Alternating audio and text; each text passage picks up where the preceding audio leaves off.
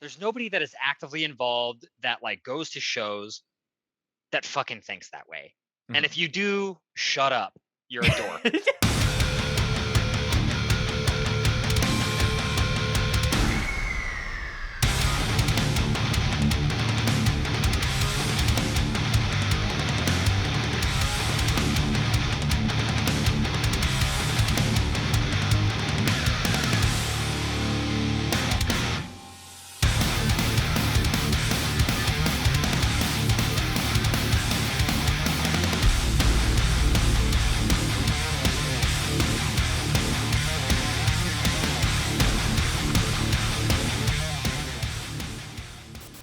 Thank you so much, everyone, for tuning in. This is another episode of the Scoped Exposure podcast. See, I told you that this door Right was going to away, open as soon as we start instantly. the podcast. Yeah, Scoped Exposure podcast. Very excited to be welcoming on someone in arguably one of the most hyped straight edge bands of 2022.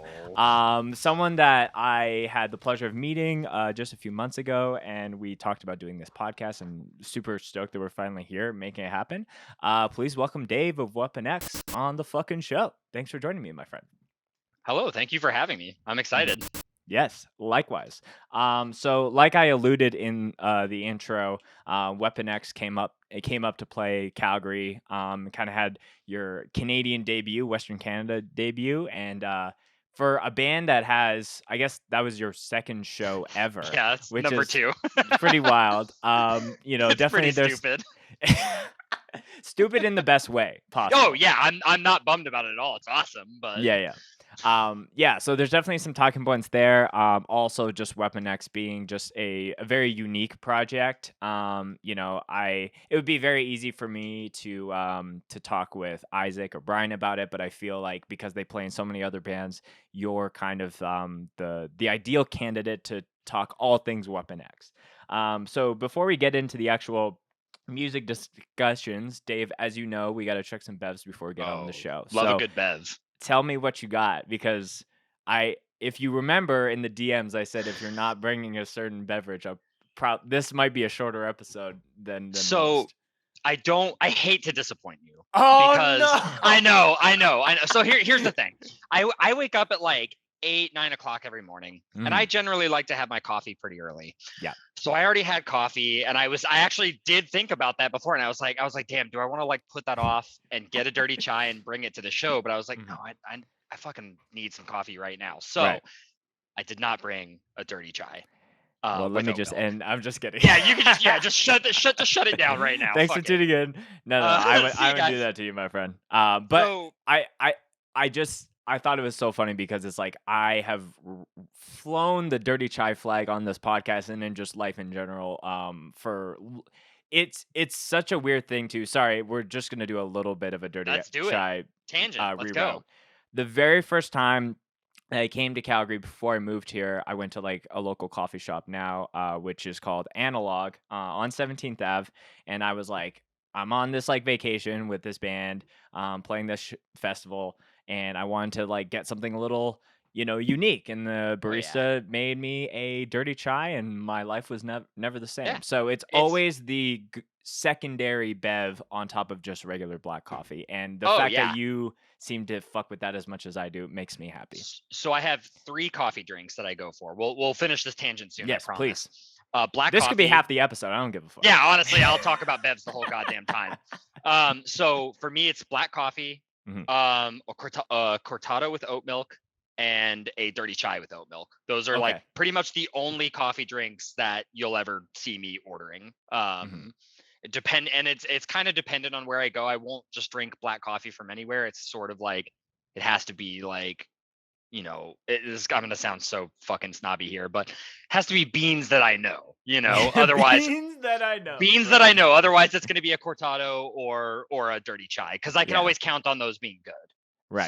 So here's the ultimate question, and I think Kentucky and Western Canada are kind of similar in the sense that you guys actually have winter and and 4 full seasons. Iced or hot dirty chai?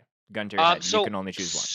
If I could only choose one, like for the rest of my life, it's probably going to be iced, but I'm not like a purist about like, oh, iced coffee or hot coffee. Like if it's cold, I'm drinking hot coffee. If it's hot, I'm drinking iced drinks. Except for, I mean, a cortado, obviously. But yeah, I kind of roll with the season. So yeah, I think gun to my head, I would also choose iced, and the it's only just so reason refreshing.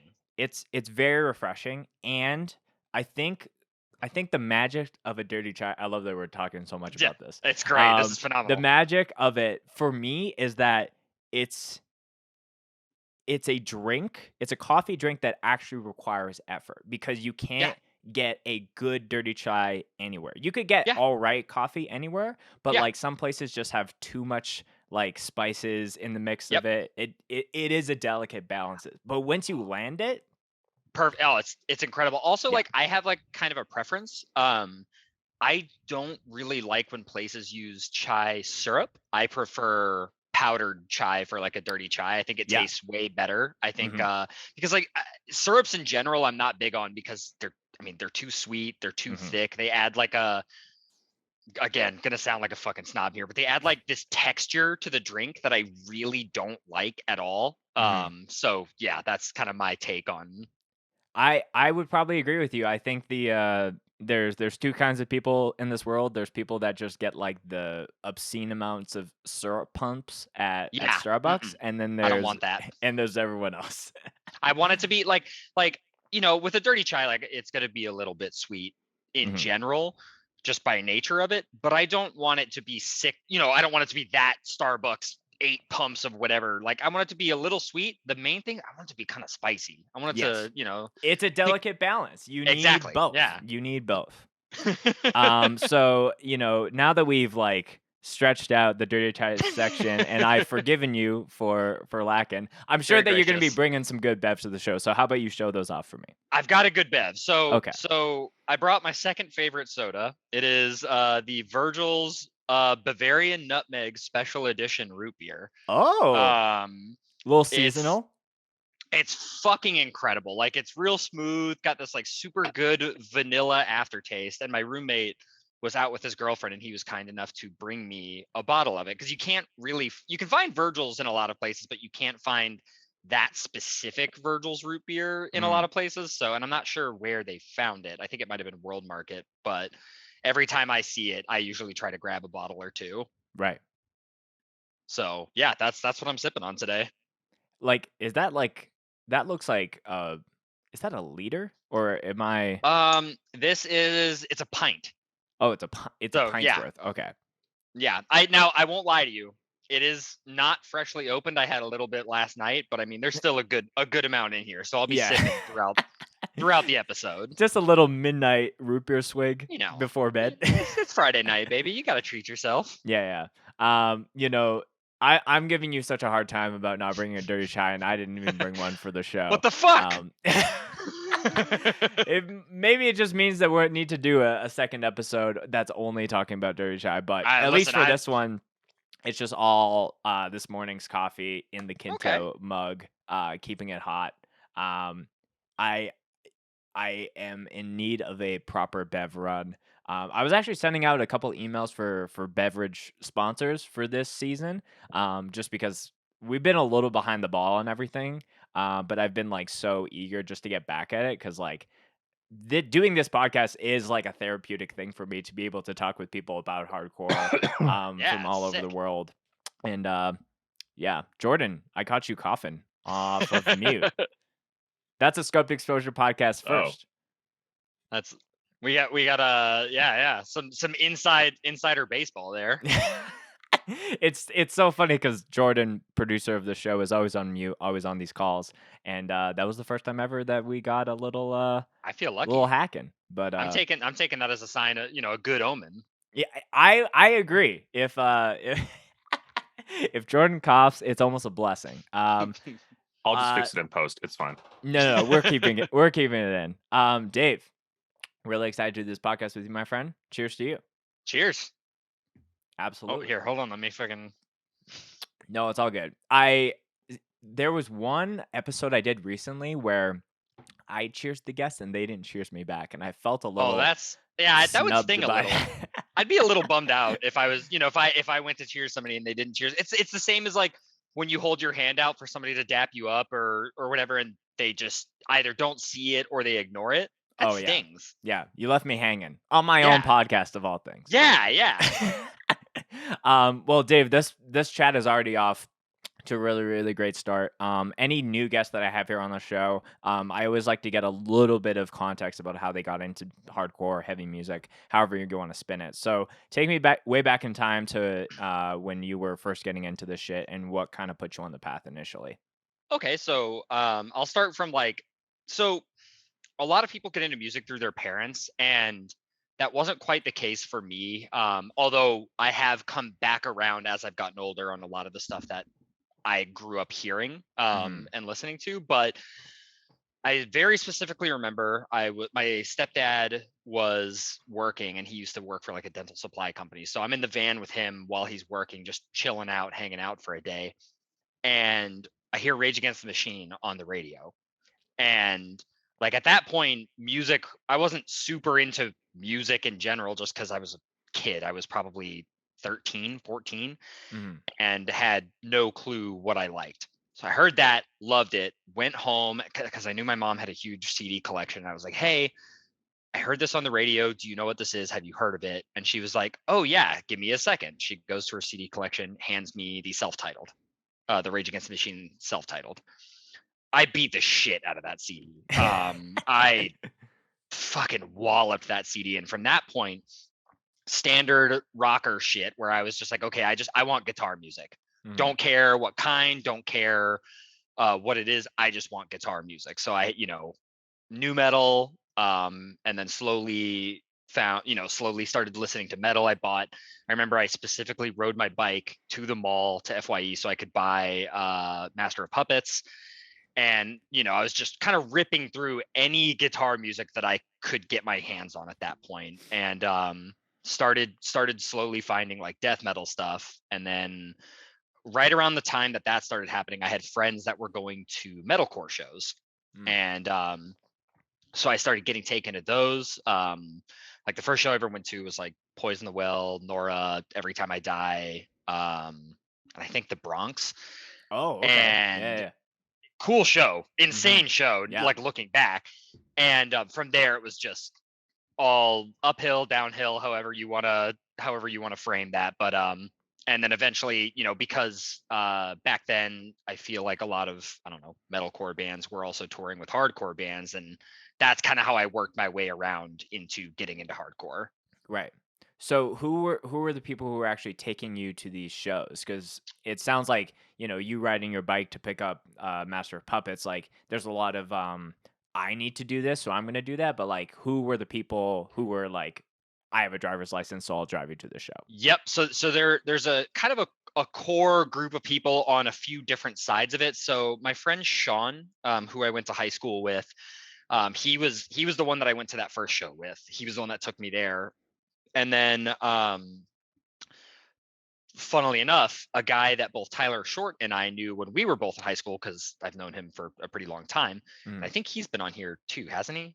Yes, Tyler's been on just once. Okay. Yeah, yeah, just once. I definitely want to have him back, but yeah, he's been on the show before. So there was a guy that shout out Tyler. There was a guy that we both knew named Dylan.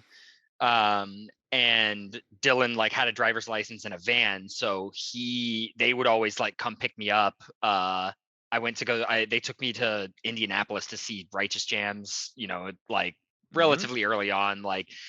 So that was kind of the two sides of it. Like Sean, I would go to like metalcore shows and stuff with, and then like kind of the more like local hardcore band oriented stuff I would go to with Tyler and Dylan and that whole crowd of people. Right. So okay.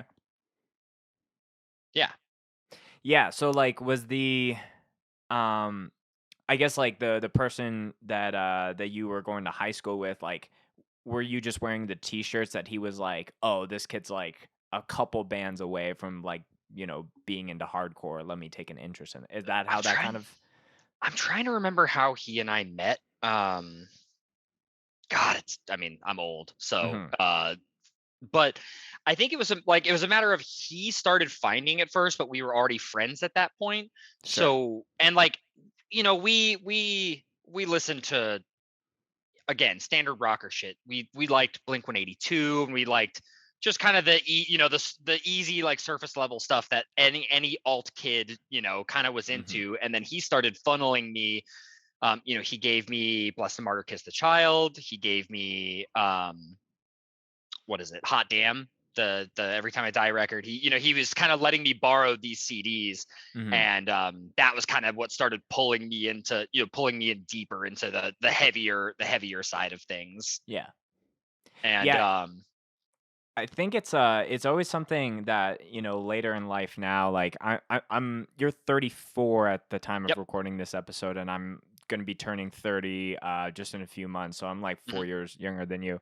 But it's always crazier now where I'll just be out running errands. Maybe I'm out with the dogs, out with my wife, and I'll see someone with a T-shirt, and even if it's like Every Time I Die, Sick of It All, like something that's like we're only a few branches away from each other. Yeah. Versus like, and that's just one connection point. But that's something that I always try to remind myself of, like, when there's younger people who are at shows or kind of doing that, you never know, like having a brief interaction with them, just being like, hey, what like difference that can make. yeah, like nice shirt. And that's all you need to like open up break the ice, so to speak.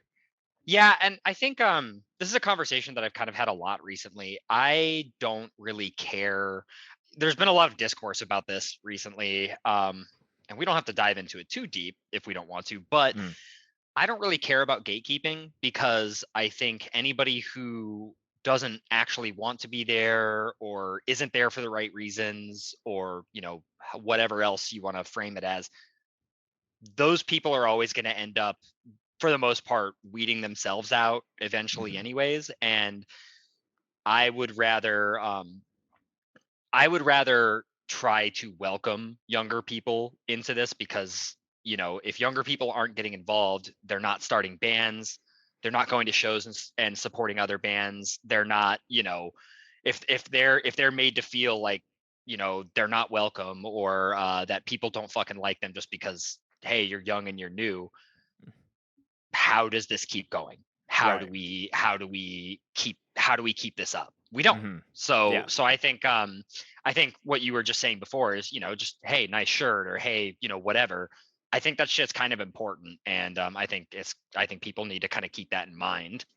Yeah, and I've talked about it on the podcast all like many a times, where it's like, to you and I, who have been going to shows for well over 10 years, to us it's just like a Tuesday or another Friday, or it's just another show. But for that person, having anyone of like, whether they're in a band or not, like have a interaction with them could be the thing that makes them keep coming back. And then you fast forward 5 years, and maybe they're fronting the next big band that's on tour, opening up for Knock Loose or whatever it is. And that's fucking sick. I want to see that shit. Like, and again, obviously, I think there are, I don't know, I feel corny saying this. There are people, social climbers, or people who are, again, here for the wrong reasons.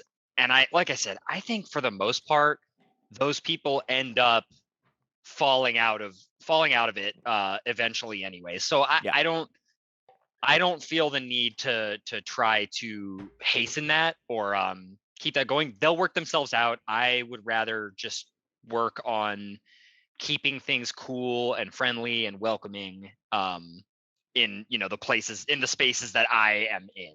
So I'm a firm believer in life and in hardcore as well, that like you get what you like put into something. And like I totally agree. And I've gatekeeping is such a broad topic. I think that there is a quote unquote time and place.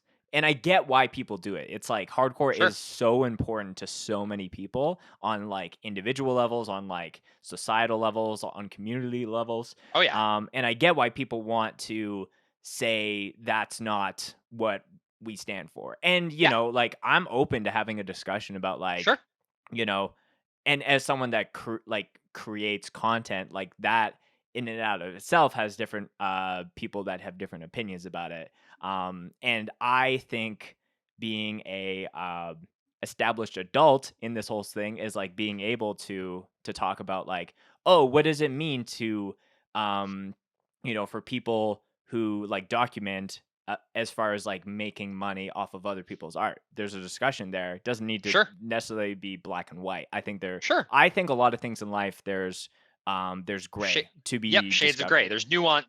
I mean, the thing is, context is always important. I think and sometimes it's easy to let that idea slip. Sometimes it's easy to forget that, but context is always in almost every situation. There's a few things that I would say that I'm pretty black and white on, but context is which almost, I think you should be in. Of course, most yeah. things in There's life. there's some things that don't require any nuance or context, and those are pretty obvious. But for the most part, I think in like 95% of situations, conversations, whatever, you have to keep the context of what's happening in mind.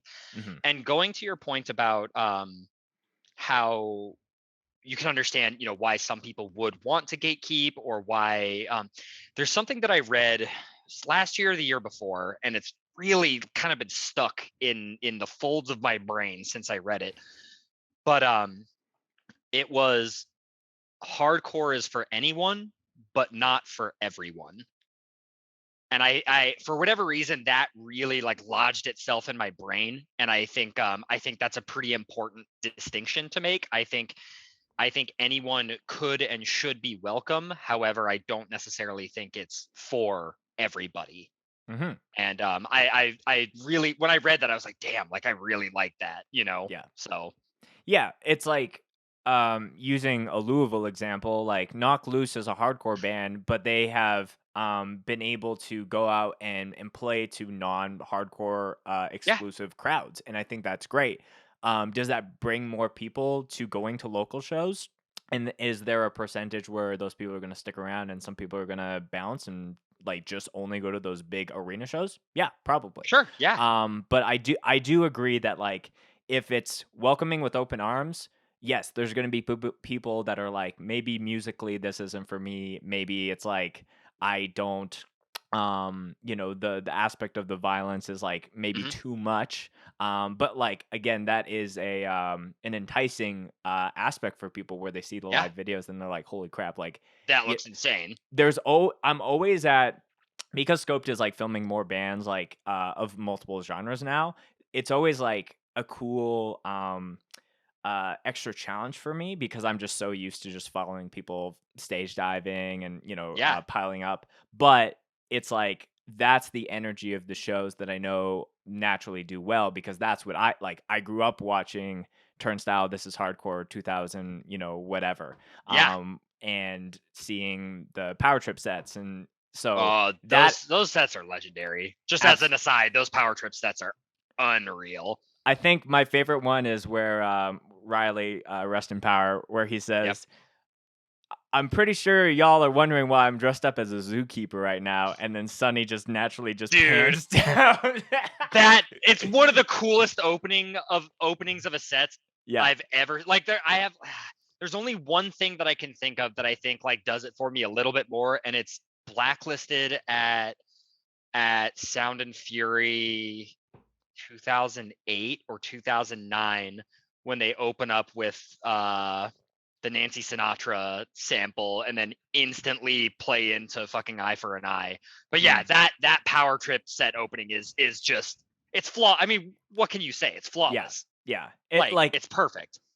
Riley was clearly born to front that band and like just take it to the moon. And he is gone too soon as far as how that band, like the trajectory that they were headed. I mean, they were already in atmosphere. You know what I mean? They were just next level shit.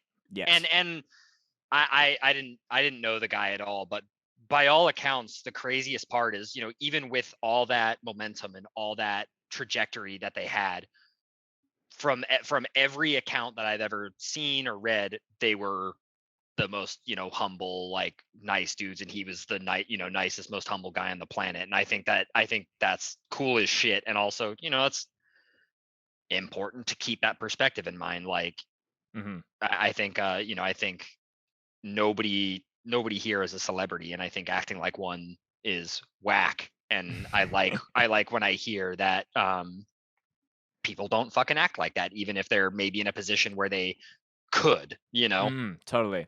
Yeah, and maybe we could use that as like a way to kind of circle back because we could, we went on a dirty chai Oh yeah, ramble, and we I definitely feel would like do we're a gonna power hit a trip lot of ramble. Yeah, I feel like we're gonna hit a lot of tangents here. But like as far as like going back to gatekeeping, like I think something that was so wow to me, like as I was getting more into like this specific scene, is just like, yeah, you're totally right. Like, no, like most hardcore shows, there's not like a green room or like bands kind of like, oh, this is where we hang out.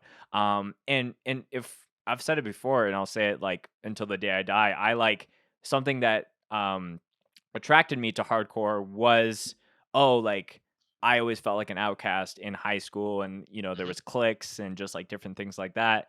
And it always irks me when I feel like things are just a little too high school. Yep. Whether it's like different things with a local scene or just like hardcore, like the general hardcore scene in general.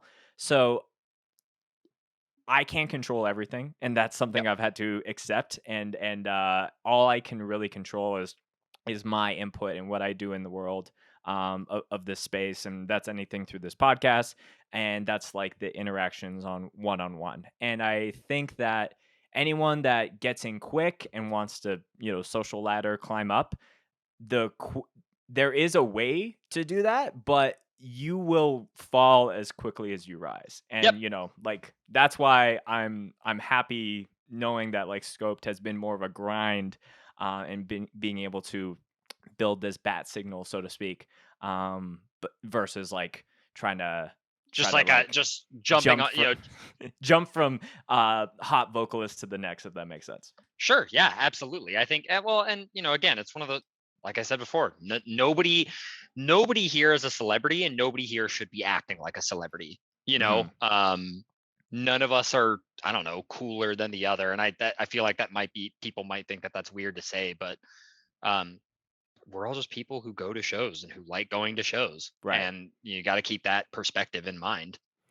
I think you also learn the more shows you go to, like the different levels of like social interaction and like giving people grace with who maybe have more social anxiety than the other. And I'm thinking of this as you're saying it because I was standing just on the side of the stage for a while. There was when Inclination was playing, and you were off to the side, and there was a mutual friend of ours, Brian from Knock Loose, in between us, and there was someone who was like persistently trying to get his attention. Yeah, and this was someone who very much remember that. This is I don't know who this person is. Probably not listening to this podcast. But the thing is, I remember being that 16 or 17-year-old kid who's like idolizing, like Jayme of A Day to Remember, or like those kind of things. But the thing is, I think the more like hardcore related things, that's like, oh yeah, now I'm just like, I'm acquaintances with these people. None of these people owe me anything. And the day that they're maybe on tour, maybe they're just having a shit day and they just don't want to talk to anybody, nor do they have anything. So I've really tried to put up a thing where that's why I've really loved doing this podcast, because it's all one-on-one, and it's like, the person is there for the interview and you get and to kind just of for crack the conversation into it a little bit. Yeah. And sometimes at a fest, it's like kind of speed dating as far as you're bouncing around from different people. So it's funny, it's like almost every year that LDVs happen, and prior to when it was like Midwest Blood and everything, I like Alex and Ryan are they're my old roommates. They're really good friends of mine, and so I've friend of the pod as well. Yeah, Ryan's fucking awesome. Also, shout outs Gates to Hell. They are absolutely Louisville's best band. And I feel like that's saying a lot, because not to be big headed or anything, but Louisville has a lot of really good bands right now. But Gates to Hell is the fucking one. If you're listening to this podcast and you haven't listened to them, which is insane to me, do that ASAP. But I always end up working the fest just because, they're my friends. Like, and I'm generally available. And almost every year I end up having at least a couple of conversations with people where they're like, yeah, like I wish we could have gotten to hang more. And I'm like, yeah, me too. I just busy as hell, like doing stuff. So it's funny how that works out. It's been interesting. Especially this fall time, there's been a lot of fests that I have either been filming or playing. But Wild Rose this year was the first festival that I have just attended in probably like at least 5 years. How did that feel? Was Amazing. it weird, or I was gonna say, were you just like chilling and like having a good time, or were you? Well, like, yeah, because in years past I would be like filming, I would make sure cameras were charging, and like, like it's just way different when I'm like there to work, or if I'm there to quote unquote play a set. Playing a set is a nice balance because you get a little bit of involvement. Yep. And you get to just still like get to hang out and max enjoy and chillax. Yes, yeah. Totally. And so I've had to really like rethink my own sanity at times where it's like Wild Rose again, like I was able to scratch the itch thankfully, and like shout out to Sunny from Hate 56. He and I kind of collaborated, and I helped him film 2 of the last sets from the Calgary. Sick. So Zulu and Knock Loose. Zulu and Knocked, yeah. So again, it was like I could scratch the itch of like filming a show, which is like, so it is weird sometimes going to a show and not doing that because it's like that's just you're just so used to it at this point. You're so used to doing that work, and then yeah. But for like the 80% of the day, I could just like, oh, I'm gonna go talk to this person, or I'm gonna go outside and get some air, or I'm gonna get food. When it's like filming, it's like I am there and just pounding back like protein bars and prep for the next band. And you also get to like, I can go mosh to this band if I want to, or I can, you know what I mean? Like I don't have to ration my time out. I can just do whatever the fuck I want here. Right. So it's very stark difference to the weekend after when we had Scope 5-year Fest, where I was playing 2 sets, filming the bands, and running a festival. That was the most stressed I've ever been in my life. That sounds like props to you, because I'm not gonna lie, that sounds like a fucking nightmare. Yeah, never doing that again. Making sure that there's more help involved. Jordan, who's on the call, he unfortunately got the Rona just before the fest, so it was like even more stressful. But all things considered, and this is like some self narration, so I apologize if I'm going a little bit on tangent. I think I am trying to be a little bit more aware of like, do I, Spencer, need to be on stage filming? To a degree, yes, because I feel like it's important. Like it would be weird for someone to be filming for Sunny of Hate 56, and it wasn't him, if you know what I mean. Yeah. No, but like, absolutely. And I know Sunny would never do this because he's a one-up like for life, but if he had someone editing his stuff and posting it, no one really sees him doing that, so it's something he could outsource if he wanted to. So that's something I'm trying to think a little bit more, and also like balance like, okay, this fest I'm going to just play and hang out and chill, and it's going to be documented by someone that I that can handle it. And then also knowing when it's just a scope related thing. It's a little heavy when it's both. He and I had a conversation in Edmonton because I think it was right before, I think it was when Inclination was setting up. I ended up walking over to him because we had met at LDB, and I was just like, hey man, like how, because I got into hardcore through Rage Against the Machine. Sunny, I mean, he is the Rage Against the Machine guy. Right. And I asked him, how filming those shows was and how going to those shows that they played were. And we had a whole big conversation. And a big part of that was about how somebody like Sunny, who has been filming and documenting hardcore shows for a very, very, very long time now, is the kind of person that you should have filming something like Rage Against the Machine, because I feel like, and I don't mean this as a knock against anybody who works, I don't know, in that industry, who does that, professionally, even though I would say Sunny does that professionally too. Oh, absolutely. Yes. yeah. But I feel like having a normal guy who just films concerts versus Sunny, who documents hardcore shows and who knows how to capture that energy and how to capture all of that feeling is there's a key difference there. And I think I think there's probably a shitload of people who have grown up watching Hate 5/6, and that's how they got it. That's why they decided to get involved, because they, or at the very least check it out. Yeah. And it's the same with Scoped, like it, because you are not just Joe Blow dickhead off the street filming concert. You are somebody who has gone to shows for a while and who kind of knows the score, so to speak. Yes.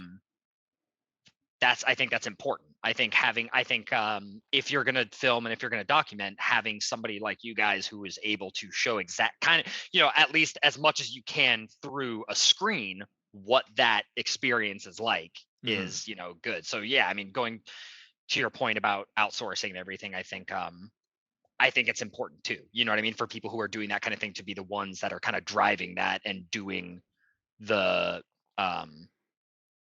I don't know how to phrase this. I don't know, that work itself. Yeah. And it's so funny because like in the midst of like doing this interview, like at the time when it comes out, maybe the project is already announced, but I'm doing a new project. I'll tell you on the podcast. So I'm doing a new project with members of Set Straight, who played with you guys for Wild Rose, and another band locally from here called Plead. And it's like, I told everyone straight up, it's like, I just want to write these songs and everything else be handled by other people, because arguably I shouldn't be in a second band right now. I have so much going on, but I want to have a new band for the local scene here in Calgary, and B, just like, again, scratch that itch. Like, I'm a little chaotic in my mind where I need to have like stuff going on. 5, stuff going on. If I have, you gotta have a full plate. I can't have one main thing that I only focus my time on. Like, that's just not how my brain is wired. Yeah. So, in all this, to maybe like loop the whole topic, I think giving people more grace at shows, realizing that people are human and they just need to, maybe this one time is not the last time, but maybe it's not the time to have that like interaction. Yeah. That you're, not fantasizing, but you know what I mean, where it's like, oh, it's gonna go this way, and maybe they're gonna shout out my band or anything like that. But all that being said, I want to make sure that we hit on as much for this episode, and we're already off to the races here, which is good. I'm loving all of it. Let's talk about Weapon X. So, Weapon X. I was listening to your interview with Jayme, okay, friend of the show as well. Great guy. Talking about some of the origin points of that. What's wild to me is that it sounds like the idea of this band has been in your brain for over 10 years. Oh yeah. So I sat on that name for like 15 years. And I don't know how no one else taken it. It's insane to me. Well, so what's funny is we started recording the demo and we were like, okay, like, we're going to be putting this out soon. And then we find out like probably 2 weeks before we finished recording and then dropped the demo that there was a band for like a thrash band from LA called Weapon X. Oh. And so all in the 15 years, it's like 2 months beforehand. Yeah, straight up. Like I was like, God fucking damn it. Like, I cannot fucking believe this is the case. And we like, in our group chat, we went back and forth about it for a couple of days, like heavy conversation, like, what do we do? Like, and we were just like, fuck it, we'll just toss another X on there. And we'll write it out. It makes sense. It still looks and sounds hard. So like, whatever. But yeah, I've been sitting on that name, and the whole idea behind it was heavy straight edge band, First Blood demo, but super straight edge. Yes. That was like always the thing that I had in the back of my mind. And then, in 2020, we had that conversation at this like get together, and Isaac was like, okay, I'll write a demo. And I didn't think twice about it. And then a few months later, he was like, hey, what do you think about this so far? And I was like, oh, you were serious. Right. This is actually happening. And from there, it's snowballed. Yeah.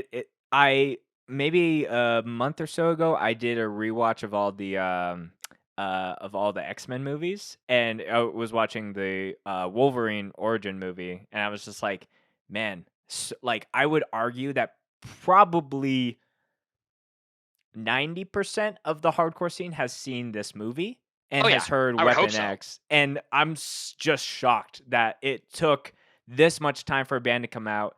And there wasn't like multiple iterations. There's just clearly one from LA, but From what I understand, there was an extremely short-lived side project for, I want to say it was Ensign in like 1996. I could be wrong. I'm probably getting the details wrong, but like I've seen a couple of comments on stuff about us where somebody's like, "Oh, like there was a Weapon X from."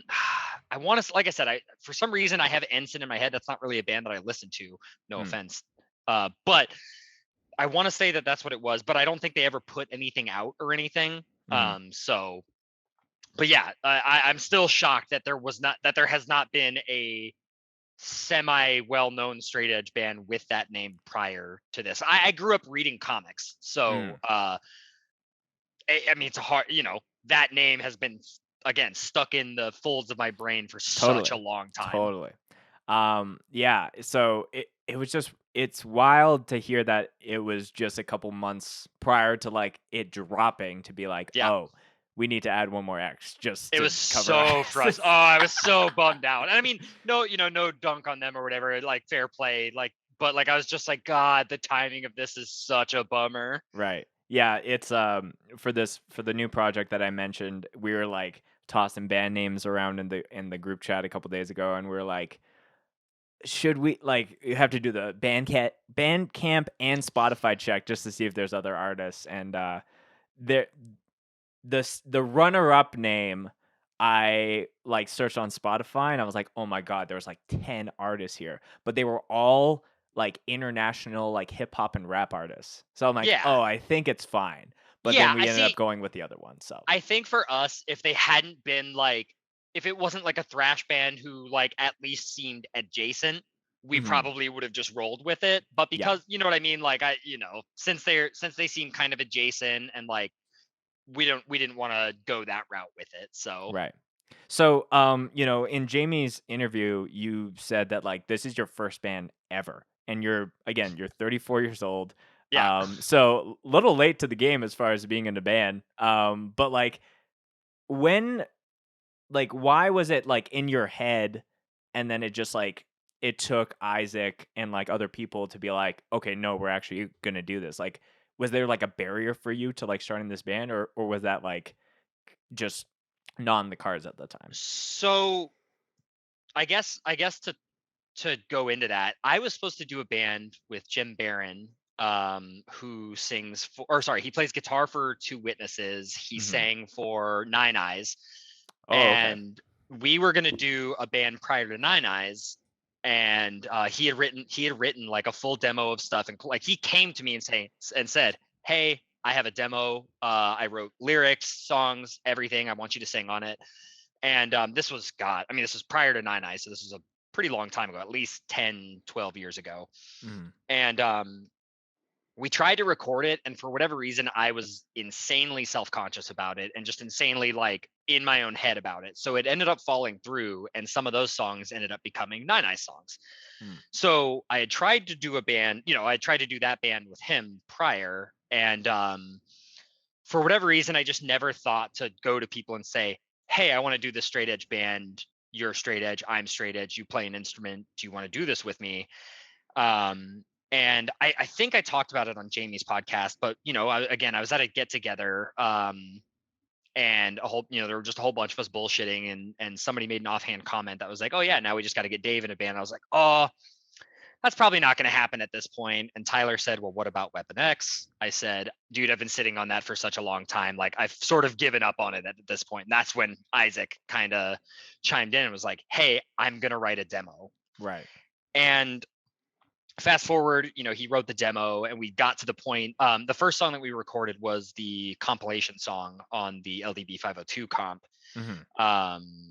And when we went to record that, I again was I was super nervous. I was super, especially with the people that I'm in a band with, they all know they're all fucking really good musicians, you know. Mhm. Like Isaac, Brian, Trey are all really, really seasoned musicians, and I was like, I'm gonna be a weak link in this. I'm gonna drag this band down. And we went to start the recording for that first track, and I did. You know, Isaac was like, hey, just do the first couple of lines. And this is gonna sound like a brag or like a humble brag, and I don't mean it to, but he was like, hey, just do the first couple of lines. Your timing is probably gonna be fucked. You might blow your voice out. It's okay. Like we will get through it. And side note, he's just really good at driving all of that. So having him help me with that stuff was such a huge, huge, huge boon. But I did the first couple of lines, and it was in the other room. It was Isaac, Tyler, and Trey. And I do the first couple of lines. He cuts the music, and like Trey and Tyler are just freaking the fuck out, like screaming. And I poke my head out, and I'm like, was that okay? And Tyler goes, dude, how the fuck have you not been in a band before? Like, why the fuck did it take you this long? And from that point on, I felt way more comfortable, way more okay, like I can do this. And so yeah, that's kind of how it all came together at the beginning. Yeah, and yeah, it's crazy because I've had other people on the show where it's like being in a band and playing in front of people does not come normally to me. I'm not like It's this terrifying. super extroverted person where I can go and do that. But in the process of doing that, it's helped me build confidence in being able to do that and be a front person. Or not even just be a front person, but just like be more social and interact with people. And it's wild that you know, and at the same time, I'm not trying to give you grief of like where have you been, Dave? It took so long, but like that's the thing where I don't think anyone's hardcore or music journey should be replicated. Everyone's got their own unique experience. I've said here on the show, like again, I'm almost 30, and I felt like the current project I'm in, Endgame, was like, yeah, this is just going to be a whatever band that we play locally and kind of do. I felt like I missed the mark on like maybe getting international or like for anyone outside of my local sphere to give a fuck about. Branching out some. And then it was like, oh, I think I've hit it now. And now it's like, oh, I can play on that. And yeah, is there a part of me that wishes that happened earlier? Yeah, maybe. So, sure, you know, I had like less responsibilities, but I'm just happy that like it even just happened and is happening. So, yeah, it's cool to see that, you know, there's no point in your life where it's like, oh, like I've missed the boat of like being in a band. And nor do I think that you thought Weapon X would be flying up to Canada to play shows. Absolutely not. It's like, I mean, again, I said it at the beginning of when we first started, it's stupid. I never, like, even with the people that are in the band, I pretty much figured like, yeah, because Noct is always going to take priority over Weapon X. And I know that, I mean, that's their career. So we all knew that going into this. So I think I just had this assumption that like, oh, we're going to play the fest. We might play a Louisville show here and there, and that'll be that. And now here we are, my second show was in Canada, which again is insane to me. And I'm really thankful for it. It's really fucking cool. But I just never in a million years would have guessed that anybody outside of Louisville or outside of my friend group would have given a shit about this, Yeah. And again, I'm super thankful for it, but I just never in a million years would have thought that would be the case. Yeah, and I think if there's anything I've learned doing multiple bands and just being in this space is like setting your expectations like just to the absolute minimum, because you never know what could happen off of like, like we have this new project happening with some of the Set Straight guys, and it's like I have no expectations. I just want to like play Set Straight some was shows. Zach's band, right? Yeah, so Zach's on vocals. Oh, that rocks. The Bastard. Yeah, the Bastard, and then Brock, who plays drums, is also in it. Sick. And I don't think we're gonna have when we have recorded music, I'll send it your way. Please, yeah. I've approached it musically as I wanted to be desolated UK beatdown worship. Okay. Yeah. So I just wanted it to be like ultra heavy. Like Endgame is a band that has so many fast parts, and the rule with this new band is no fast No parts. fast parts. I like that. I like So- I love a good like ground level rule like that. Like, hey, we're gonna have a standard and we're gonna follow it. God damn it. Yes, absolutely. So circling back to when the first time recording, because I remember vividly when I heard the demo drop, because it ironically was on the same day that Endgame was dropping our new single, and I'm Yeah. like, posting it, I'm like, oh, people are gonna be talking about this demo and not our single. I'm so and that's, sorry. No, it's fine. I don't give a fuck. But I was listening to it in the airport because I was flying down to the States for work, and I was like, I don't know who this Dave guy is, but he sounds hella pissed, and I like it. So yeah, talk to me about like, you get that first like, oh, I can do this in the studio with that first track.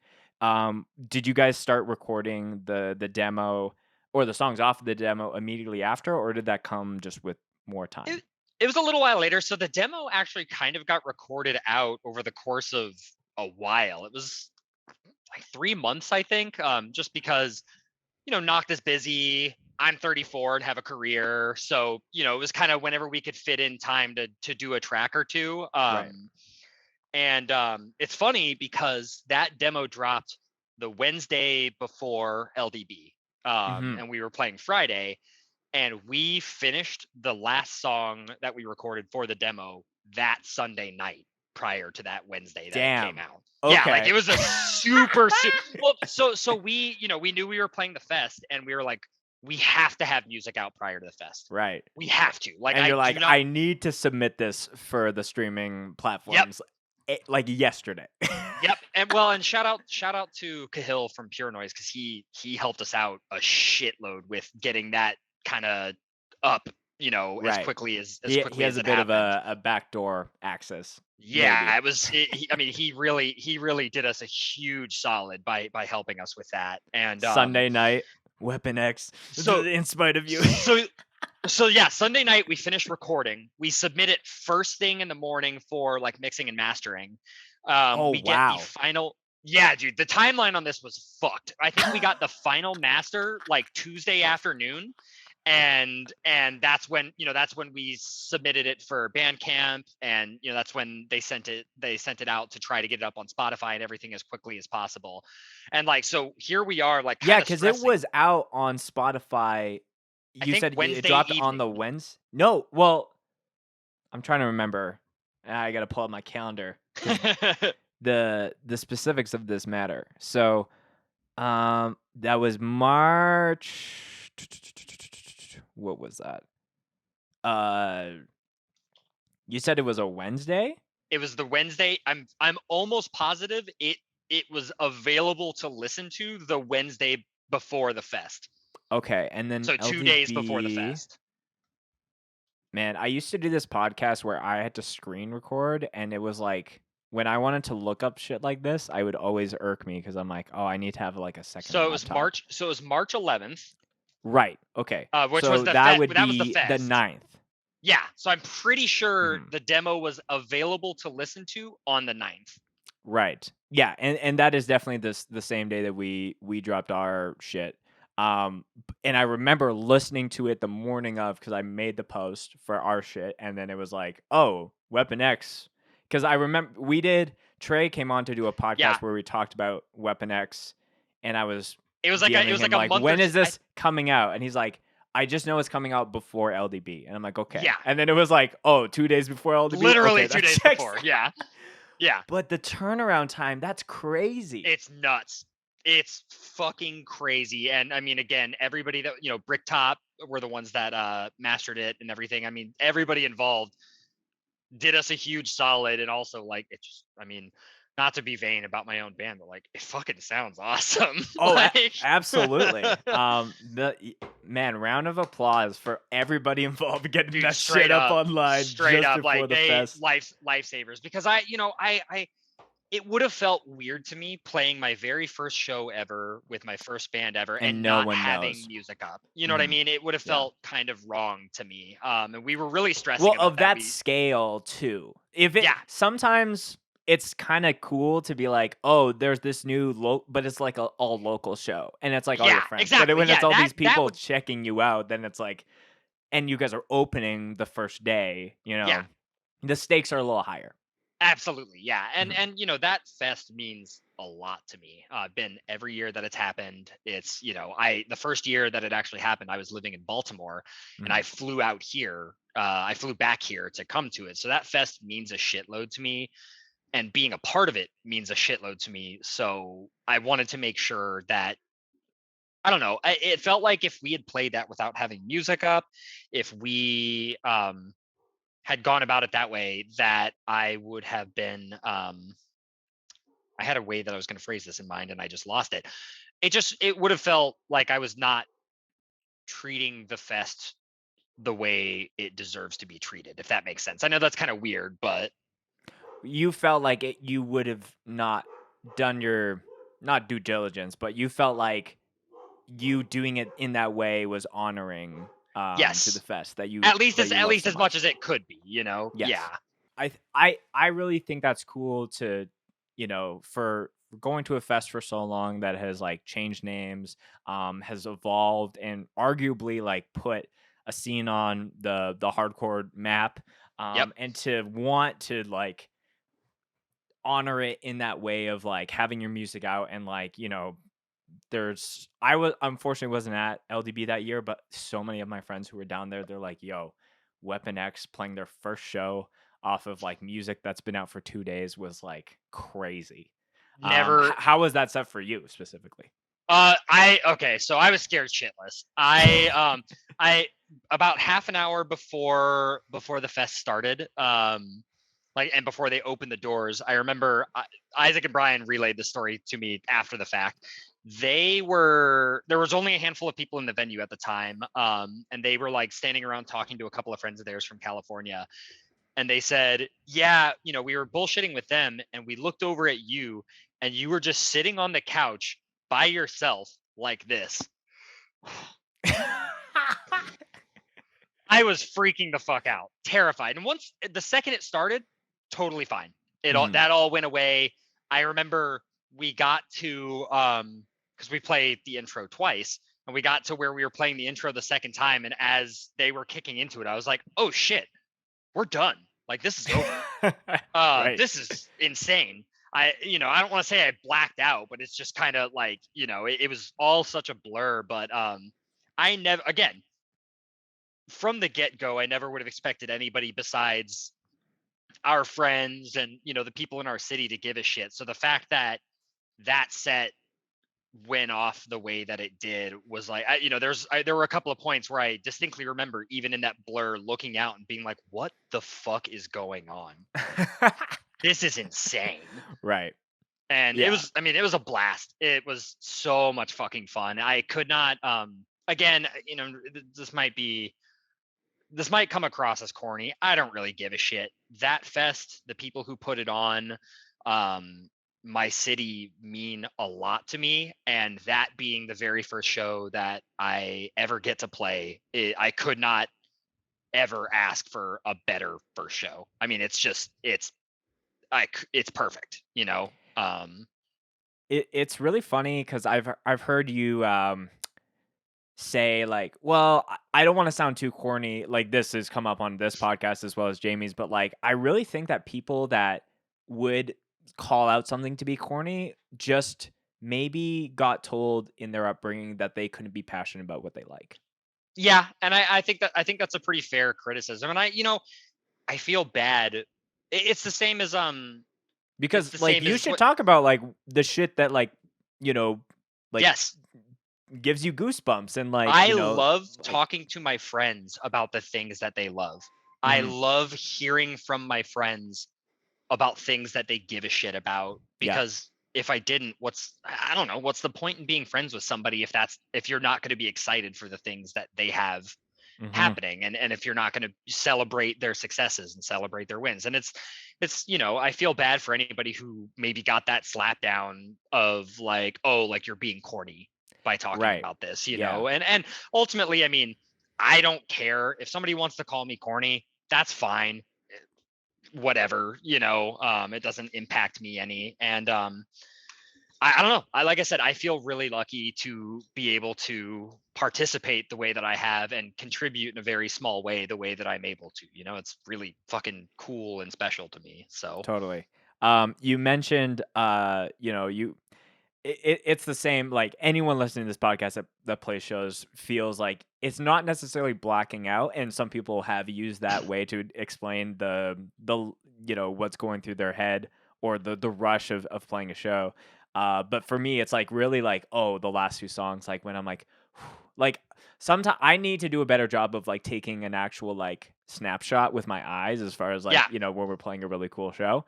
But you mentioned the second time going into the intro, and one of my questions was, because I think that's always such a cool flex for bands to like open and close a set with the intro, it rocks. but play it twice. So in your opinion, 3 bands whose intros you feel warrant to open and close a set. Oh, that's a tough one. That's a really tough one. Just on the spot, just because like I feel like that's something that I could probably think about and talk about at length, but I need to figure out what I might have to revisit that one with you, only because I'm gonna need to do some digging on intros that I think could be, because obviously there's a lot of intros that I love, right, but not necessarily ones that I could see being played twice. You know what I mean? So you don't want to just like hand that. I don't want to hand that out. I want to think my way through that, because I think there's a lot that I could. Could we workshop one right now? One, okay. Let me. And as you're thinking, I'll share one that when I saw that I was like, what's a band that I feel like could do this? Yeah, hit me with it, times? Please. Growing up, ever since their first EP, I've always been a really big Kublai-Khan fan. And I find that they write really fantastic intros. It's just like, here's like the really cool groovy mosh part, and then that's kind of it. And they've done that like time and time again on multiple albums. So for me, if they played Ant Pile at the beginning, at the very end of the set, or the does the one from Balancing Survival and Happiness have a name? Oh, I think is it just Set It Off? No. Sorry, give me half a second. No. Oh, it's Eyes Up. So either if it's Eyes Up to start and end, or Ant Pile, like I think that goes either way. So that would be my pick. Okay. But sounds like you're checking your Spotify, which is I'm doing a little bit of research here. And obviously for the listeners of the show, drop those intro and outro suggestions in the comments and in the episode, because I love reading those when those come through. See, a lot of the intros that come to mind for me aren't okay. A lot of the intros that come to mind for me are not necessarily like our intro is basically just like a mosh like thing, and a lot of the ones that are leaping to the front of my mind, intros that I really love, are not that. Like I really love Zayo's like one of my favorite bands, and I really love intro Savannah, but that intro is like just like a really creepy, like moody instrumental thing. It's not a mosh intro. Yeah. There are intros that like lead into something versus like it's just like hits you right away like a freight train. Yeah, exactly. And again, like it's funny because every one that I think of, almost every one is like that. I'm thinking the first Black Dahlia Murder LP has like the unhollowed intro into. It's not Funeral Thirst. I don't remember what the first track. Maybe it is Funeral Thirst. I don't remember the name of the first track offhand. But like they're all like instrumental, like just kind of moody things. Not so. This may be one that I have to come back with a better answer for. Okay. Next time we talk. Mm-hmm. Well, there will definitely be enough time for you to really think about it, and next time we talk, I will hold you to having 3 suggestions. Please, but absolutely. But again, I just love the idea of bands that write a banger intro, and they're like, "Fuck it, let's close with it too." And Yeah. seeing you guys at Wild Rose, it was like it both times had a good reaction. Like people Yeah, piled up for that part. yeah, it's fun and people have a good time. So, and which Mhm. is, exactly what I want. So, Right. So, as far as the time of recording this, played in LDB, hometown, mhm. and then Canada. Yep. What is show number 3 gonna look like, or is there even something on the calendar so far? Nothing on the calendar yet. Knocked is pretty busy. They're on a huge tour right now. They're out with Bring Me the Horizon. My roommate Right. and I actually went to Nashville last week to go see that. So and again, Knocked is always going to take priority, and so we just kind of fit stuff in where we can. And right now, there's nothing on the books. There are a couple of things that are up in the air as maybes, Mhm. but I'm not entirely sure if those are going to happen yet. So I don't want to speak too loud just yet. Right. But I'm hoping we get to play soon. I've had a blast every time, and yeah, that's kind of where we're at the moment. We're a bit of a holding pattern. Yeah. It's kind of like if you look at a filter system, it's crazy how it's like there's knocked, and then right under that is like Inclination. inclination, and then Yep. dare for Trey, and then it Yep. just goes down and down and down, and then Yep. Weapon Which X like is down there. which honestly like that works for me because again, I'm 34. I have a Mm, career. I can't really, if we ever did any kind of run or tour, it would be a few days right. because one, they're busy, and two, honestly, I'm busy too, just with my Right. job and with all that. So the cool thing about that is I never feel any stress about this band. Like the only time I feel any stress is when we're about to play, and then I was stressed about getting the demo out prior to the Right. fest. But beyond that, there's never a point where I'm thinking about Weapon X and I'm feeling any kind of heartburn about it. Right. We get to do it for fun. We get to do it whenever we can, and I actually really like that aspect of it. Mhm. So listening to your interview with Jayme, you were mentioning how long you've been straight edge, and obviously, I think it's been like a year since you've done the interview, but you've been straight edge for over half your life at this point. At this point, yeah, I am coming up on I've been straight edge since I was 15. Hmm. I turn 35 next year, so I'm coming up on 20 years of Yeah. being straight edge, which I'm also coming up on 20 years of going to shows. So, because it Hmm. was kind of one thing right after the other. Um, so yeah, I've been straight edge for kind of a long time. I'm old. Right. So maybe as like a precursor question that I can ask before we get into some of the other specific things around that, what's the biggest lesson you've learned in your life being straight edge? Um, the biggest thing that I've learned is, how do I phrase this? So I have a point to come around to with this. Sure. When Yeah. f- Take your when time. found when Foundation put out the LP When the Smoke Clears, my favorite straight edge song of all time is on that LP. It's No One Writes Protest Songs Anymore. And the reason that it's my favorite straight edge song of all time is because the question gets asked, within the lyrics, and you think I'm the one who's crazy. Because pretty much throughout the entire past almost 20 years that I've been straight edge, the amount of times that people have asked or people have said, "Oh, you're straight edge. That's crazy. How do you do it?" And I'm like, I don't judge anybody for doing what they're going to do. I don't have anything bad to say about people doing what they're going to do. Me being straight edge, it's more about I really don't like those industries. I really don't like how predatory a lot of them are and that kind of thing. But the question that I've been asked the most is, how do you do it? Or damn, or just being told, damn, that's so crazy. And I'm like, really? That's crazy? Like that's not wanting to do those things, like that's bizarre to you? Mm, And the biggest thing that I guess that's not really necessarily a lesson learned, but it's very much something that's always kind of stuck with me, as like particularly after that came out, it kind of just was a great reminder of like, no, like I'm not fucking crazy.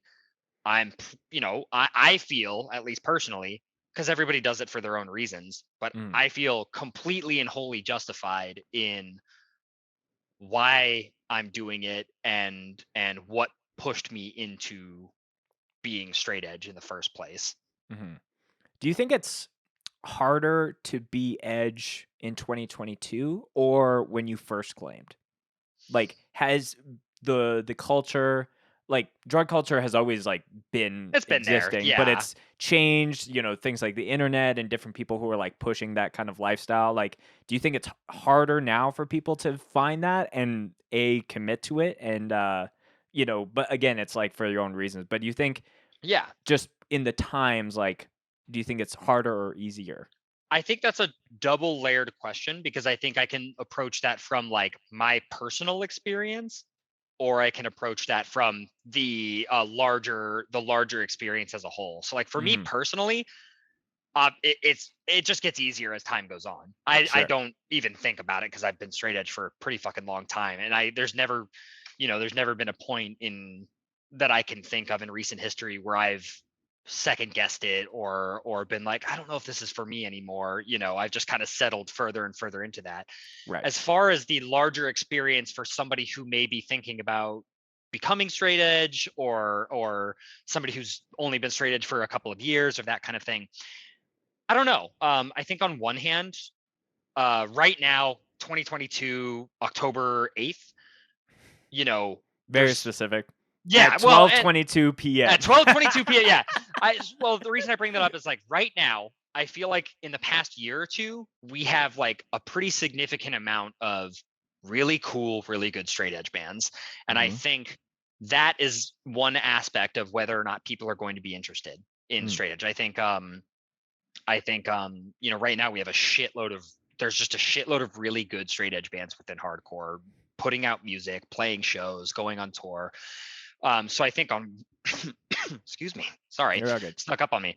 I think on one hand, there's a lot of opportunity for somebody who's younger, who may have just started going to shows, to be hearing all those bands and thinking like, damn, that's fucking cool. Like, I'm going to do that. Or, maybe their life experiences have them thinking like, oh, damn, like there's other people out there who maybe have similar experiences, and I can relate to those bands, those lyrics, those people, and I have like a space. So I think right now we're actually I think straight edge is in a pretty good place. As far as whether or not it's easy to be straight edge right now, it's a hard one for me to answer because it's been such a such a thing for me for such a long time. Yeah, for you it's easy, but you can't, hard to their own. Yeah, it's hard to compare. And I guess I like how you took it immediately back to music, because I always think about this too, where it's like, people that are I don't listen to him anymore, but back before Crystal Lee was canceled, I was a fan of his, and he would talk about on some of his skits where he was like, he didn't drink growing up. And, like it's weird to think that there are people that are quote unquote straight edge with no involvement in hardcore, nor do they like know that they are. It doesn't make any sense. Well, and like I've talked to people who identify as straight edge who have no involvement with punk and hardcore, and we had a conversation earlier. I don't believe in gatekeeping, so I'm not going to say you're not actually straight edge, but I do think that with straight edge in particular, I think having some level of connection to punk and hardcore is kind of inherent, or at least should be kind of inherent to that, because that's where it came out of. That's where that entire culture. It's where it's birth. That's where that entire culture exists. I mean, there's not to say that you can't be sober, you can't be straight edge, like outside of being involved in hardcore, but like pretty much the entirety of that culture lies within that music, that scene, that, all of that. So, I think there's an important distinction to be made there. Yeah, I think so. Something I can't remember if I talked to you about this at Wadros, but something that is funny to me, because a lot of people just assume that I'm straight edge because of how much like Liquid Death I drink on this podcast, and I'm like, no. Shout out for the flavor, the Liquid Death sparkling stuff. Those are so goddamn good. Top flavor.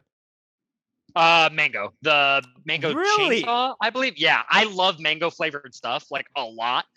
They're all really good. I think my order would be mango number 1, lime number 2, which is interesting because I'm not huge on like citrus or lime flavored stuff, and then the berry number 3.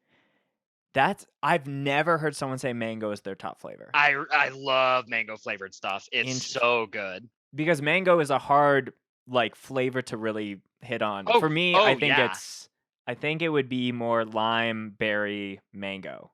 I think I definitely would be in the minority there of like, you know, I don't think a lot of people would have that as their number one. You're like the person that chose when everyone was like doing the Pokemon Let's Go. You would be the one on Jordan, what's the Moltres team? Because everyone was Articuno, and I was Zapdos. I think Zapdos is the one where people were like, "Oh, that's the bad team." Where that's that was me. That was me.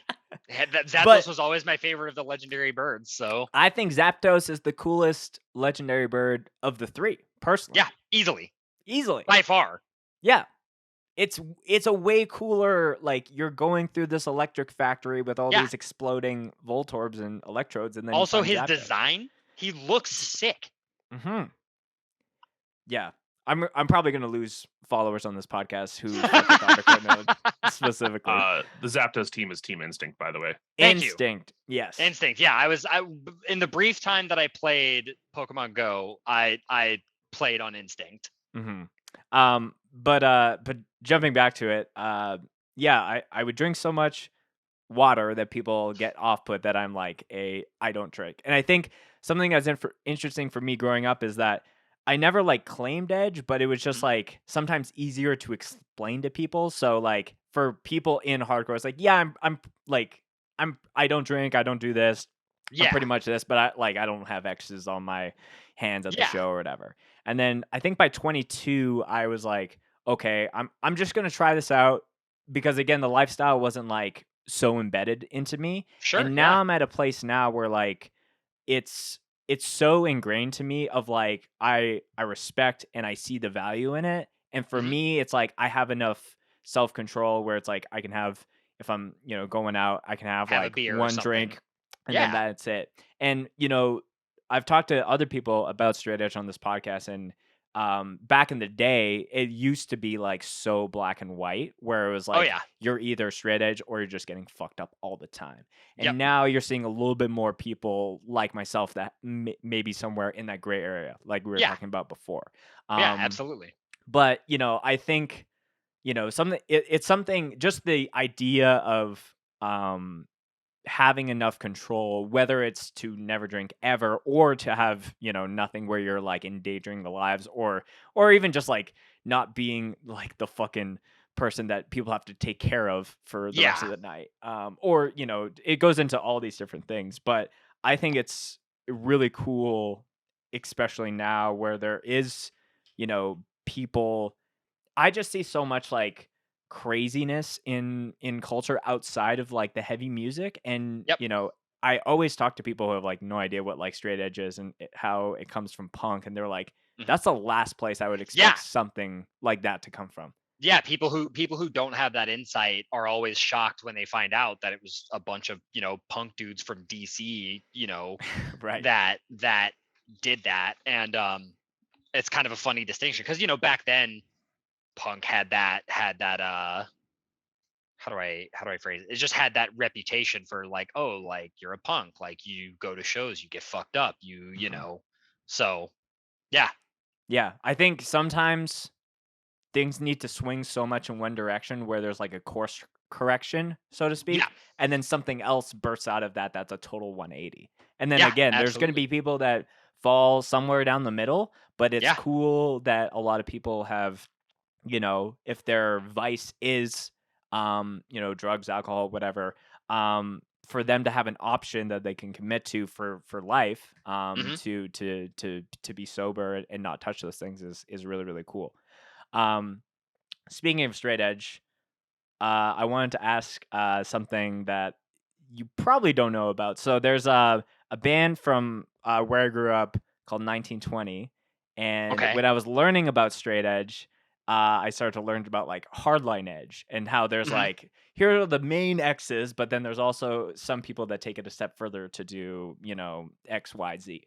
Yeah. So there was this is so funny that I'm talking about this. So they had one song where there was a gang vocal chant, where it was like, no, promiscuous sex. And it would like repeat 16 times. Um, are your views of straight edge that insane? Or not insane? Mm, That maybe that's a bad way yeah, to phrase it, yeah, but you could say insane. It's fine. Me personally, no. I'm not telling you to disclose your sex life or No, anything on no, this no. podcast. All right, so here's the thing. We're gonna get into my sex life. No, I'm just kidding. No, it's one of those things where it's like when I was growing up, I think that was a much more common idea that was Sure. associated with straight edge. Totally. And I think probably when I was growing up, I just by default, I think probably fell into thinking that way as well. I don't particularly care at this point. The way, if it's safe and consensual, then I don't think it really has a ton of bearing on straight edge. It's funny, we joked pretty early on with Weapon X about making shirts that said ask me about the third X. And I don't think it's gonna happen, but yeah, personally, like I don't think about it that way. If people choose to, good for them. More power to you. But yeah, that I think that over time has sort of started to kind of fall by the wayside in terms Right. of how people think about straight edge and how people approach it. Or total a little bit different, but in the same vein of like people being like, well, you drink coffee, that's a drug, caffeine's a drug, and you're You like, know, but bro, coffee's sick. yeah, coffee's fucking badass. Red Bull is badass. Like, it's one of those things where like if I feel like there's nobody that is actively involved that like goes to shows that fucking thinks that way. And if you do, shut up. You're a dork. Like, I'm sorry. Like, maybe I'm being a dick and I'm being dismissive of the way people think and feel, but like, Jesus fucking Christ, of all the things that you want to draw a line in the sand about, me having a cup of coffee a day is the one. Come on. It's that's a way better scenario than like having a beer or wine with every meal. Like Yeah. again, it's Which so again, person to person. yeah, and people can do what they want to do, and I've got but like it's just like really like you're gonna get on my ass about having I have like 1 or 2 cups of coffee a day. And somebody wants to give me grief over that and say that I'm not straight edge because of that. Like, grow up.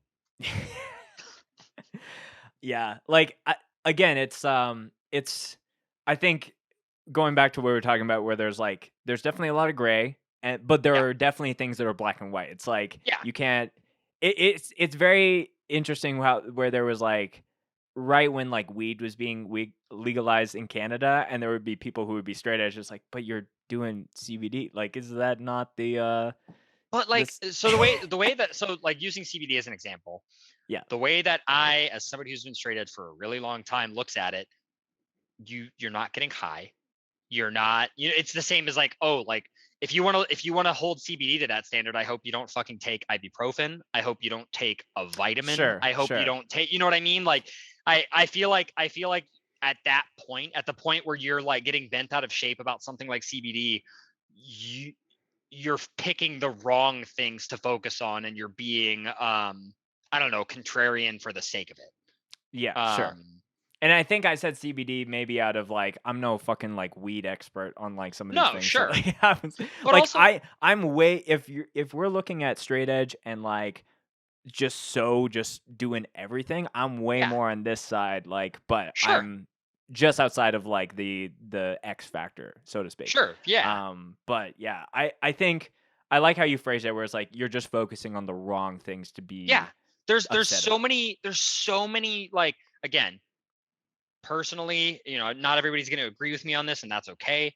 Personally, like, a big part of why I'm still straight edge in 2022 October 8th at 2:36 p.m. Eastern Standard Time is like I have plenty of friends that are not straight edge. I have plenty of friends in active recovery. I have nothing bad to say about any of them, because that's stupid. But I live in Kentucky. I live in one of the worst parts of the country in terms of how we've been hit by the opioid epidemic. I live downtown. I see people nodding out or ODing almost every day. And like, so where I stand with it, and the reason that I think it's so dumb to focus on like caffeine, CBD, you're that's bad, is there's way more important shit like that shit that I'm talking about. There's way more important shit to be angry about and to raise hell about than somebody who has a cup of coffee in the morning. It, be angry about the pharmaceutical companies that are, that are the entire reason that this epidemic has been shredding the fucking Midwest for the last 5, 6, 7, 8, however goddamn many long years at this point. Mm-hmm. Don't be a pedant for the sake of fucking, for the sake of like, I don't know, fucking looking cool because you don't like caffeine. Mm-hmm. Totally. It's such a bit that like when there's so many awful things and so many injustices that you could focus on and use straight edge as like a filter or lens for, that's the dumbest possible one to approach it with, I think. Yeah. I'm thinking back to when I had not like a straight edge episode, but like an episode that definitely had a pillar point of that. I someone that that I know reached out to me about like, oh, well, you're not considering like harm reduction and like some of those things that go into that. Do you have any like thoughts about that? Like, you seem like you got your head on straight as far as like it like strategy should be this and everyone's got to be blah blah blah. Like you said, hardcore is open for everyone, but is not for everyone. I'm sure the same applies to straight edge to a degree. I think it's for anybody, but not everybody. And I think as far like, it's funny, we put out the demo and we had kind of resolved to just never even talk about this because it doesn't fucking matter, because the people that were mad about it don't exist in hardcore in any real shape or fashion. But there were a few people that were mad when we put the demo out at our lyrics because they took them to their most insane logical conclusion. I'm absolutely like, I think harm reduction is incredibly important. I'm fucking 34. I'm not an 18-year-old listening, I'm not an 18-year-old listening to Firestorm and being like, yeah, we should go fucking kill all drug dealers and we should fucking like, you know what I mean? Like, it's like, don't get me wrong. I'm not going to lie to you and say there wasn't a point where I was 16, 17, 18 and didn't maybe think that way, but like, right. It's been a long fucking time. But then you actually grow up and you realize how the world actually works, and you learn like, oh, I don't know shit about this. And that's the biggest thing is, I have lots of friends who are not straight edge. I have multiple friends who are in active recovery, and who the fuck am I to judge the things that they've been through that led them down those paths? Who the fuck am I to say, oh, well, you're morally, fuck you, you're morally wrong? Like, it's the same. At that point, you're just you're acting like all the same fucking Republicans that, I don't know, like you're acting like the people who I got into a lot of this because I wanted to get away from and I wanted to not have any association or involvement with. Mm-hmm. People who are hyper religious and use that as a lens to like judge or hate people through and that kind of thing. It's so I think, going to zoom back around and answer your question, I think harm reduction is like an incredibly important thing to be aware of. I think it's an incredibly important tool towards combating the things that I am actively against with being straight edge. I think that's the lens that I view all of that through. I definitely think like someone that has been straight edge like for, definitely you don't want like a 6-month straight edge person being like, okay, this is what we got to do, during the harm reduction. Like, not to say that you can't, but I think that perspective is interesting because that I think a lot of people would just assume that if you were a part of a squad or whatever that was doing that, you would just be handing out the fucking like straight edge Bible. But you've been in it long enough to know that doesn't have perspective on the different struggles, and knowing that some people can go cold turkey and a lot of people can't. Yeah. I mean, here's the thing. They're like, I don't have a sob story, so this is not me leading into some like big sad thing. Sure. Alcoholism runs in my family. Luckily, it did not impact or touch me personally, but I saw what my grandpa's alcoholism did to my mom. That's a big part of why I'm straight edge. And like, I understand, back then it was just like, oh, like fuck him. He, whatever, chose to do all that and whatever. And don't get me wrong, like my mom and I are really close, and I still kind of fuck him, but not necessarily from the lens of like, oh, he could have just chosen not to do that. I mean, I've seen how deep that runs in my family as a whole, and I've learned between experiences that I've had with other people that I know, that like it's not a light switch. That's not something that you can just turn off or on. It's not an easy thing for some people. And I think reducing it down to being an asshole about it, reducing it down to, well, just don't fucking do it. Right. Cool. Easy for you to say when you don't have the fucking life experiences or whatever that, maybe led somebody into that side of things. Totally. And again, I've been straight edge since I was 15. Who the fuck am I to throw stones at somebody who's had, between the me being 15 and me being almost 35, that's a lifetime. And that's a lifetime for people to experience all manner of different things, whether it's good things, whether it's incredibly awful things. Who the fuck am I to judge where somebody ends up because of their life experiences?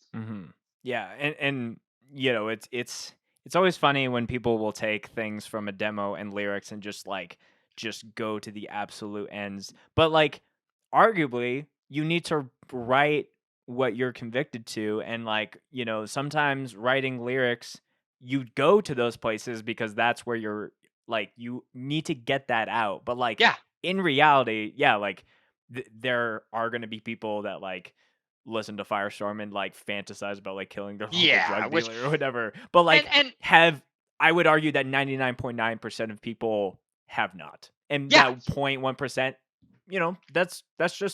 that's better. Also, I don't know. Sure. Yeah. And also look at hardcore as a whole. Look at the lyrical content of a ton of bands. There is so much goddamn hyperbole and so much, so much posturing. And don't get me wrong, I'm not saying we're free from that. If you listen to the demo, there's plenty of both of that there. Sure. But that's the fun part about it. I'm sorry, not many people are gonna mosh to me. We're not going to write lyrics that have an insanely nuanced take and have people go off to them. If you want to be mad at me about that, fine, that's your prerogative. But at some point, there's also a layer of you're allowed to have fun.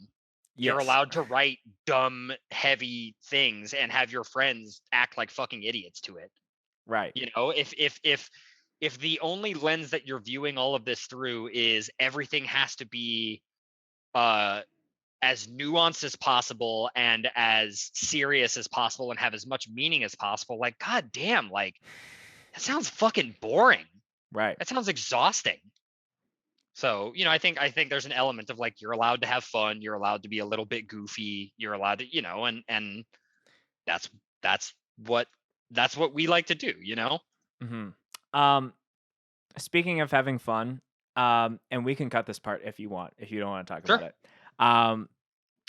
You were mentioning that you have friends that are no longer straight edge. And I think without naming names, there was a section of your LDB set where you were name dropping some people that are not straight edge anymore. And I think at Wildrose you told me that you essentially, that wasn't a in the moment oh, I'm gonna fucking do this. That was no. Okay, so yeah, all of those people that I mentioned are good friends of mine. They all they all knew it was coming, because on one hand, yeah, ignorant straight edge band. On the other, those are my friends. Why would I want to bum my friends out? You know what I mean? Why would I want? So I said, hey, this is a thing that I think would be really funny to do. but I want to, I want to check in with you. And everybody that I talked to was like, oh yeah, that's hysterical. Like, do it. Go ahead. Because on the outside, it's just like, oh fuck, we're going here. But like again, it's like these are friends of mine that like, yeah. And I almost think that it's like people that aren't straight edge anymore. It's almost like if anything, you deserve to be called out by your friends that you are not straight edge anymore. Yeah, I mean, and again, like it's not like I was doing that in any kind of like fuck you, right? Fuck you. Yeah, it's just a funny dumb thing. Right. That's it. It actually it really reminded me because again, like filming so many shows, like the way I remember things is so visual, like because I just like see so much, and like that's how my brain kind of like sorts through memories.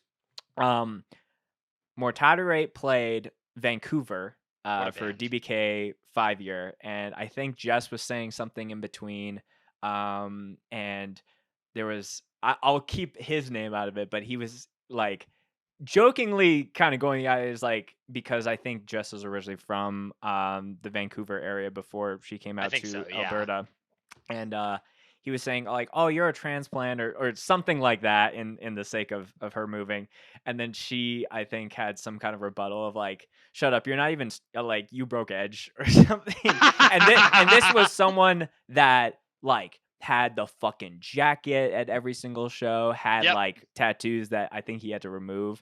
And again, it's funny because I've seen people who have broke edged in different local scenes I've been a part of, and they do the complete 180. And it's so crazy to me because like 6 months ago, you were like fucking saying these things, and now you're like doing the craziest shit ever. Well, and, so to go into that a little bit, like the reason that I'm straight edge, the person who got me into straight edge is my friend Mo. One of my oldest friends, also went to high school with him. He's the guy that sings for Two Witnesses. Oh, okay. And Mo, when I met him, was like, he was straight edge, and he saw me. I think I was wearing a Throwdown shirt at school, but I was not straight edge yet at that point. And he said, oh, are you straight edge? And I said, no, but I mean, I guess. And from that point on, like, I was straight edge, and Mo now very much not straight edge, but like, people like, and I've told that story to a few people who know both of us, and they're like, that's fucking crazy. Like, it's insane that of all the people that got you into that, it was Mo. And also, side note, listen to Two Witnesses if you haven't. The EP Great that band. they put out either at the beginning of this year or last year, it's one of my favorite things. I'm biased. I love my city. I love our bands, but Two Witnesses fucking rocks. So, but yeah, I just, it strikes people who know both of us as pretty funny that he's the one that kind of got me on this path in the first place. Yeah. I think it's all fun and games. For people to take, are there times where someone has called someone out on stage for something straight edge breaking related or not? Absolutely. Oh yeah. But I think for the most part, if you're gonna do something like that, like it should be funny. Yeah, it should be funny at the very least. I think I give a lot of things a pass. I'm like, okay, this is actually kind of funny. Yeah. Like I personally don't give a shit whether somebody is straight edge or not. And if like a friend of mine decides, I think my quality of life would be better if I stopped doing this, more fucking power to you. If you are happier, as long as you are like safe and, taking care of yourself and that kind of thing, that's the only thing I give a shit about. I don't fucking care. Like, I don't actually, the only time I give a shit about somebody selling out is I think there is the one thing that fucking gets me is when somebody stops being straight edge and they act like they're how do I phrase this? People who are snobs about it. People who stop being straight edge and then be like, yeah, I grew up. Fuck you. Shut up. I think that is, being straight edge is childish. Yeah, I think it's the corniest fucking thing on the planet. I think it's fucking lame. Like I think I don't know. I fucking hate that. It's something that I could probably talk about at length, but I think there's the idea that like, oh, straight edge is childish, and if you're still straight edge, you know, into your 30s or however old, fuck that. I think that sucks. I Dude. think Yeah, I think that is whack. Yeah. I respect, like, when anyone says that they've done X, you know, pun intended or pun unintended, but Yeah. they have done X for X length or for Y length of time. I always, and that could be anything from I've been vegan for this long. I've been Yeah. straight edge for this I've long. been working out for this long. Working out. I've been doing this podcast. I've been filming bands. I've been That's playing in beast. bands. Like, I think that is super cool because everyone, I think, should do an audit of like what is the one quote unquote thing that they've been doing the longest and has been the constant and most Yeah. consistent thing in their life. And that could be anything from like playing in bands, Yep. being in a relationship. I think Yep. all those things should be rewarded versus like this, Absolutely. oh, I grew up. Like, yeah, no, attitude to it's it. so fucking weird to me. And like, you know, going to your points about being involved in those things for a long time. Like, I've been straight edge for almost 20 years. We covered that. Mhm.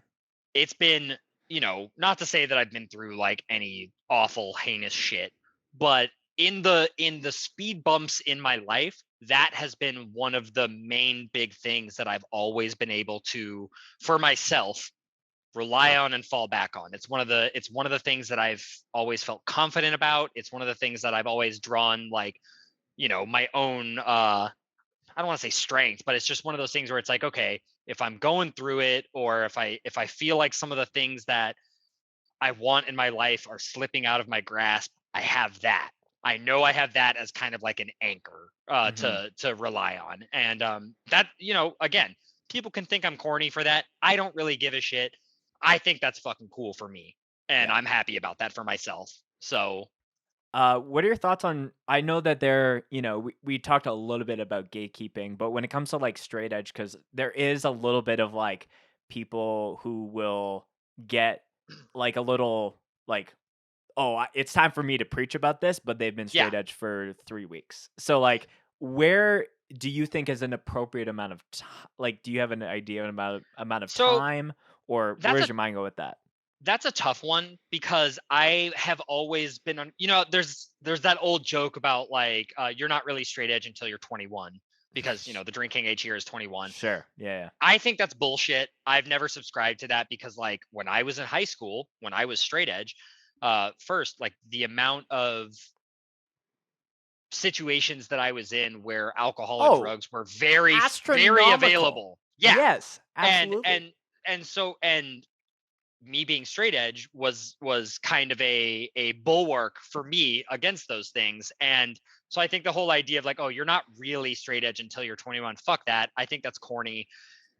And again, I Corny in a think, bad way. yes, corny in a bad way, not in like a cool, endearing way. Yes. I think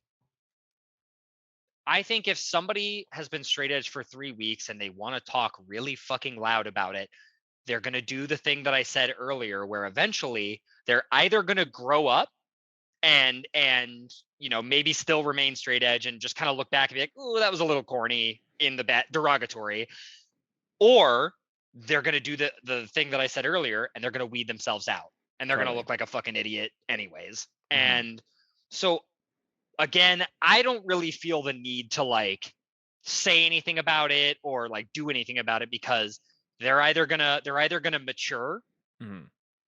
or they're just gonna fucking weed themselves out and look like a dumbass anyways. Yeah, I think the key word that you just said there is mature. And Yeah. I talk about it all the time, like, people need to fucking have a lot more self-awareness when they're at a show, when they're just how they're acting about things, and Yep. just be like, yeah, like, I am not the person to be speaking the most about this thing. I'm not the main character. I'm not the main character. Yeah. Not to say that you can't be, like, in time, but I think Sure. it's the same thing with, like, I've seen people like filming and taking photos at shows. It's like people will do like 3 shows and then they're like, I'm like, you know, saying all these different things about it, and I'm like, I could not tell you how many shows that I have Yeah. filmed and documented and like Yeah. put out and like pay it out of pocket to do this shit. So like, I know that I know my shit, and I know that I'm Yep. in a place that I can talk about different things on my opinion. But I do think that people need to be a little bit more self-aware. I agree. When it comes to Yeah, that. absolutely. When it comes to anything. Top 3 straight edge bands right now in hardcore. Okay, like current straight edge bands, or yes, or okay. I wanted to make sure you weren't asking top 3 yes, of all time. not of all time. Like straight edge bands that people need to listen to now, in addition to WeaponX. I think Inclination. I'm biased. I mean, they're my friends. You know, I've known all of those guys for a long time. But Right. I also just genuinely adore that band. I love the things that they have to say. I love the music. World of Pleasure. I fucking like that. That's one of my favorite, just currently active bands in general. And oh God, you've got me up against the wall here, because again, there's just so many good straight edge bands. So I'm trying to be careful. I want to be nice and be like, you can pick 2, but to keep to no, the 3 X's. I'm giving you 3 picks. I'm giving you 3. God damn it. Yeah.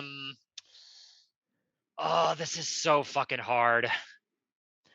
I'm gonna give you for my third. I'm gonna give you 2 bands that are kind of vying for that position.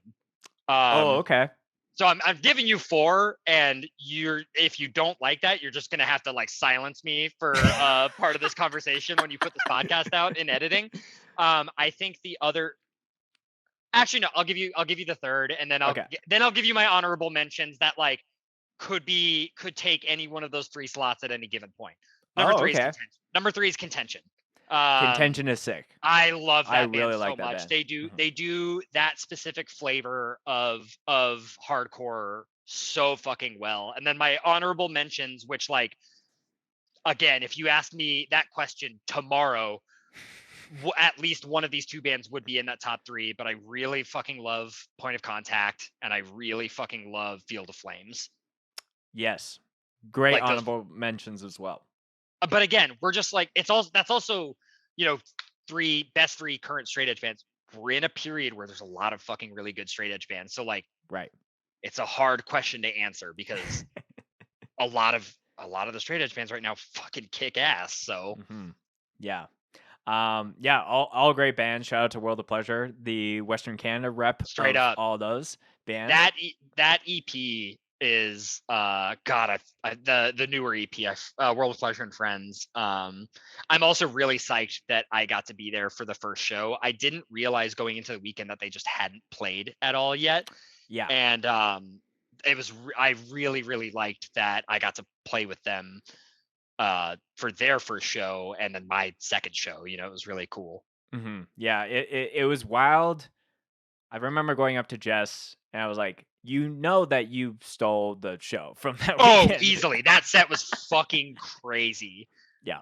That set was insane. I got absolutely demolished by the singer of Apex Predator during that set. He fucking smoked my ass. It's so funny you bring that up, because earlier in the conversation when we were talking about, you know, remembering people are human also and listen blah, to blah, Apex blah. Predator. Also listen, yes.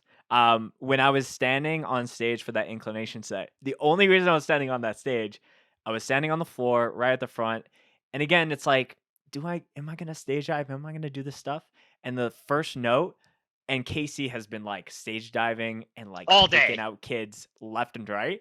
I saw him coming from stage left to my side, and I'm like, I need to stage dive just so I don't have to avoid him. To avoid. Yeah. So got on stage, flipped, and then just jumped up to where you were and dodged Casey for the rest of that. And set, dude, and he's a monster too. Like he's fucking jacked. And like, so I remember I don't remember what you and I combined. Yeah, literally. Like I remember he like I was covering my head. I don't remember what World of Pleasure song it was during, but like it's covering my head, and his hand slipped right between like where my arm was, like right through here, hit me on like the side of the head. I kind of went down for a second. I was like, okay, I'm not unconscious. I'm not concussed. Right.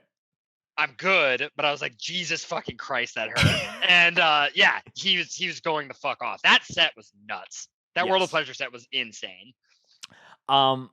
I have one more topic before we head towards the close, Dave. And perusing through your Twitter, it was either hardcore related things, photos of cats, or Gundam retweets, or just different things. So Oh yeah. I'm a little unknown to some of that world, but I wanted to bring it up because I have been on Transformers lore YouTube algorithm right now. So, and I also just watched the Pacific Rim movies. So these are all like, different versions of like giant mechanical. But they're all in orbit of each other. Yeah. Yes. So I wanted to create, a situation because I don't want to punish everyone on like a 30 minutes of just Gundam talk, unless you're down for that. I could. I can make it happen if you want. Like, this is something that I could talk about all goddamn day. So, well, maybe because we've already been talking about doing a second episode, which I definitely would like to do in the future. Sick. But situation, there's a Gundam, Optimus Prime, and the main Pacific Rim Titan, or is it a Titan? They're the because I know a kaiju is the monsters. Yeah, I don't remember what they call them in Pacific. Jaegers, I think. Jaegers, thank you. Yeah. So yeah. a Jaeger, Optimus, and whoever the main Gundam is are walking to a bar. Who comes out alive? Talk me through the scenario. So this is a bit of a tough one because, God, and I'm getting into the weeds already here. So this is a bit of a tough one because there is a main setting for Gundam, and then there are like alternate universe settings. And there's across those different things, there's not one standard definition of what defines what a Gundam is. And in fact, in the main setting, it's actually pretty fucking nebulous. But, and I'm biased here, so you're gonna have to run with that. Mm-hmm. I think the Jaeger goes down first because if you watch Pacific Rim, a Jaeger is obviously none of these things are believable, so to speak. But if you watch Pacific Rim, a Jaeger is probably fundamentally, in terms of its capabilities, the weakest of the three. I totally agree. It's the most human of the yeah. three. Yes. It's a military machine. Similar, and part of the reason that I love Gundam is because the original series was kind of the progenitor of what now is referred to as real robot. Whereas all of the giant robot anime stuff that came before Gundam was very much super robot, where the robots had superpowers of some kind. In Gundam, they were just military machines, the same way that a tank or a fighter plane is. It just happens to be a giant bipedal robot. Right. Okay. So fundamentally, the Jaeger goes down first, just because capabilities wise, I don't think it stands a chance. Yes. Where you start to get into the murky area of that is Optimus Prime versus a Gundam. I'm biased, and my gut instinct says, even if we look at the original Gundam, the RX-78 too, that's the guy that walks out, because the whole reason that the Gundam was so fucking crazy in the context of the setting was that, one, it used a material for the armor that was relatively new at the point, that was not impervious, but there weren't many weapons at the time that could do anything to it.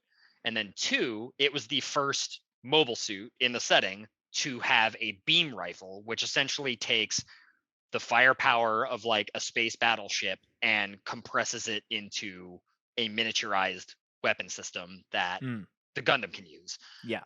So I think, given that you have like battleship level firepower and a relatively like mobile platform, I think, and again, I'm biased, I think the Gundam is the one that walks out of this bar.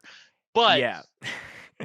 by the same token, like Transformers, because they're almost kind of within the super robot realm of things. I do think that there's, depending on what era and what Transformers stuff that you're into, there's probably an argument to be made by somebody who knows Transformers a little bit. I'm like nominally familiar with a lot of Transformers stuff, just because if you're into mecha stuff, you kind of know a little bit about all of it. Sure. So I'm sure that there is an argument to be made that Optimus walks out of that bar, no questions asked. Fundamentally, though, I think my answer is the Gundam. Right. And yeah, that's an interesting point as far as like the armor of a Gundam versus and I think it's important to establish like which is this a Michael Bay Optimus? Yeah. Is this a G1 Optimus? It's been interesting because if it was a Michael Bay Optimus, I think a Gundam would definitely tank it because Yeah. like the Michael Bay adaptations of those movies, like all the Decepticons or Autobots are getting arms and they're just cut in two, shredded. Yeah. But if it was a little bit more like a G1 or something from any of the animated stuff, I think the power scaling evens up evens out a little bit more. Totally. Yeah, absolutely. But yeah, I think that has been the one thing. When I was going through, I was like, damn, I need to educate myself a little bit more on the lore of that, because there's definitely like it's been cool to see like how certain bands will travel to places like Japan or Tokyo, and it's like giant, like full size Gundams that people can take photos with. In Odaiba, there's a thing called Gundam Base Tokyo, where they have a 1/1 scale unicorn Gundam. And I want to see it really, really, really, really badly. There's actually a handful of 1/1. So there's the unicorn at Gundam Base. They also did they built so before the unicorn was there, they had a 1/1 of the original Gundam there.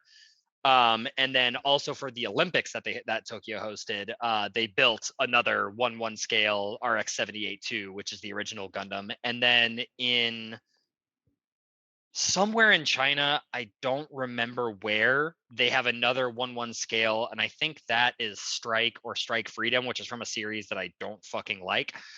So which is why I don't remember it. And then there's one more, I want to say in Hong Kong, and it's a variant of the new Gundam. But there's like a handful of 1/1 scale Gundam statues that they have up. If someone, myself included, needs to watch one Gundam show or series or movie or any kind of entertainment adaptation, what's the one to start going down that rabbit hole? So I think a really good one to start going down, because it's a 40-year-old franchise. There is a fucking lot of Gundam. Sure. There is so much. And like, I love it when people come to me and say, hey, I want to check out Gundam. Where do I start? But I also hate it because then I have to be like, well, first you have to watch this, then you have to watch this. And right. So the one that I go to, if I say, if you want a taste of what Gundam is like at a really high quality, that's relatively not a huge time sink, there is a 12 episode OVA that takes place during the same time frame as the original series. However, this came out in 95, 96, I think, called Mobile Suit Gundam 08th MS Team. And it takes place during the same conflict that you see in the original series, but because it's much newer and because it's an OVA, a 12 episode OVA, it has a really high animation budget, so it looks great.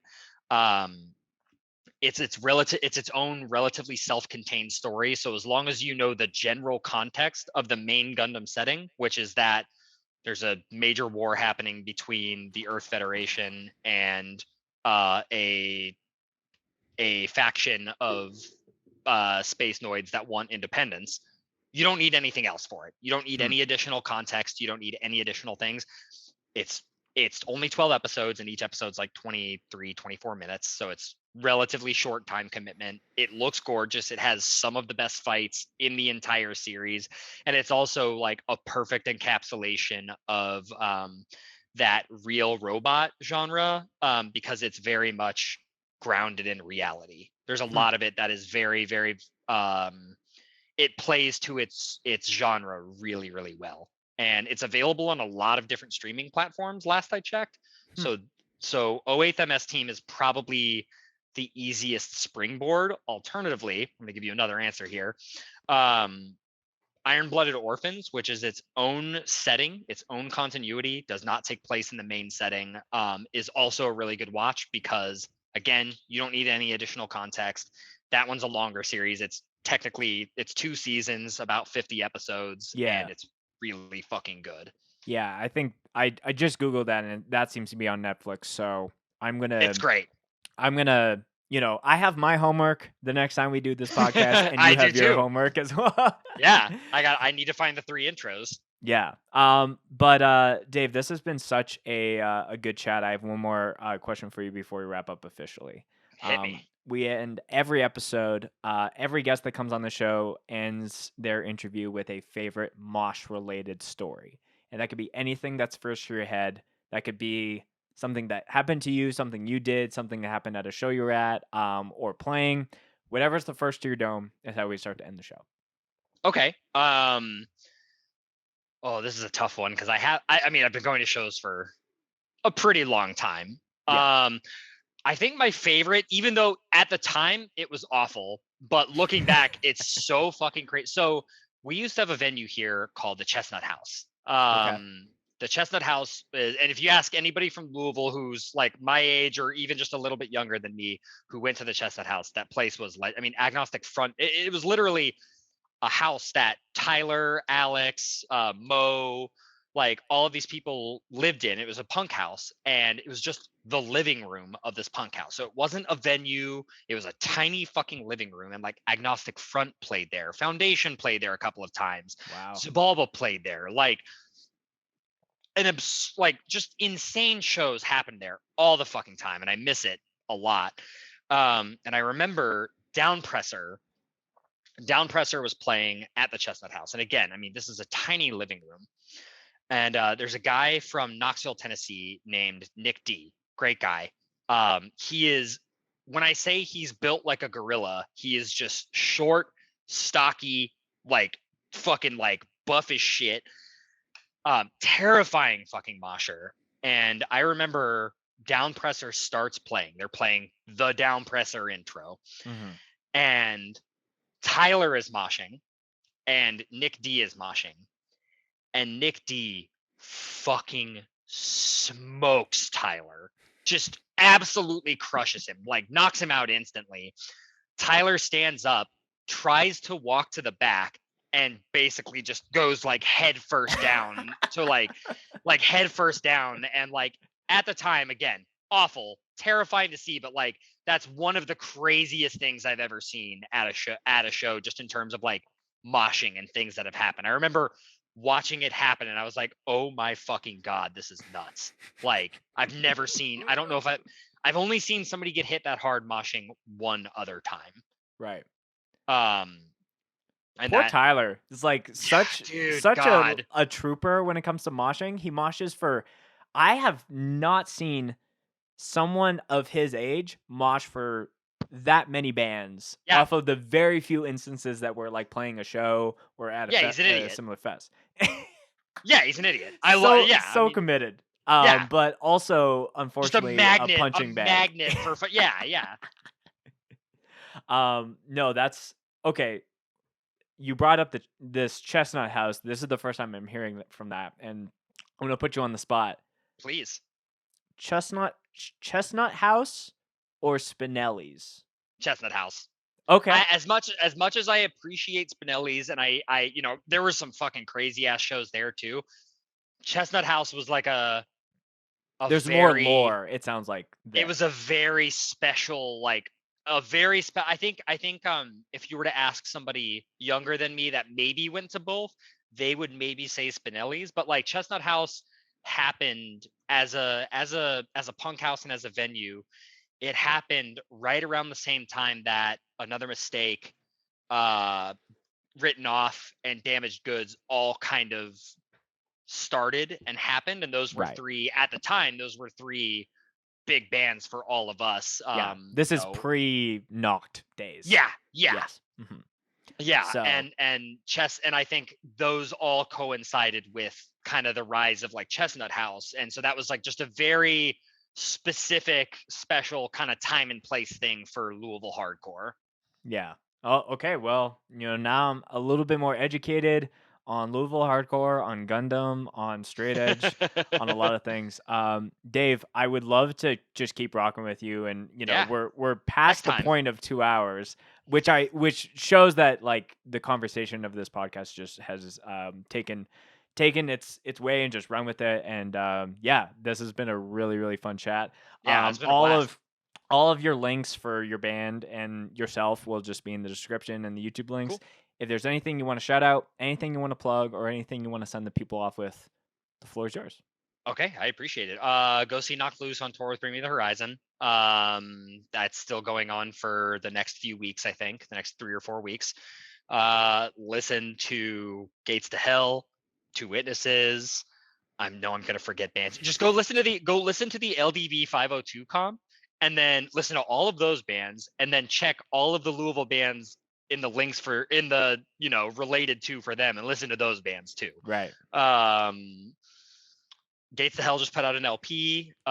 Listen to that. They put out a music video where they kill me. So if you hate me, you can watch me get murdered. Yeah, shout outs Louisville hardcore. Shout outs Western Canada hardcore too. Yeah, I love the established and ongoing connection between our two scenes. It's fucking awesome. It's very sick, and this has been a pleasure chatting with you, Dave. I'm looking forward to probably the next time that we get to cross paths might be LDB 2023. Come on out. And yeah, I'm looking forward to the next time we get to hang out, and hopefully by then I'll have more Gundam things to ask you, and I'll be more educated going forward. I would love that. Dude, thank you so much for having me on. This has been a blast.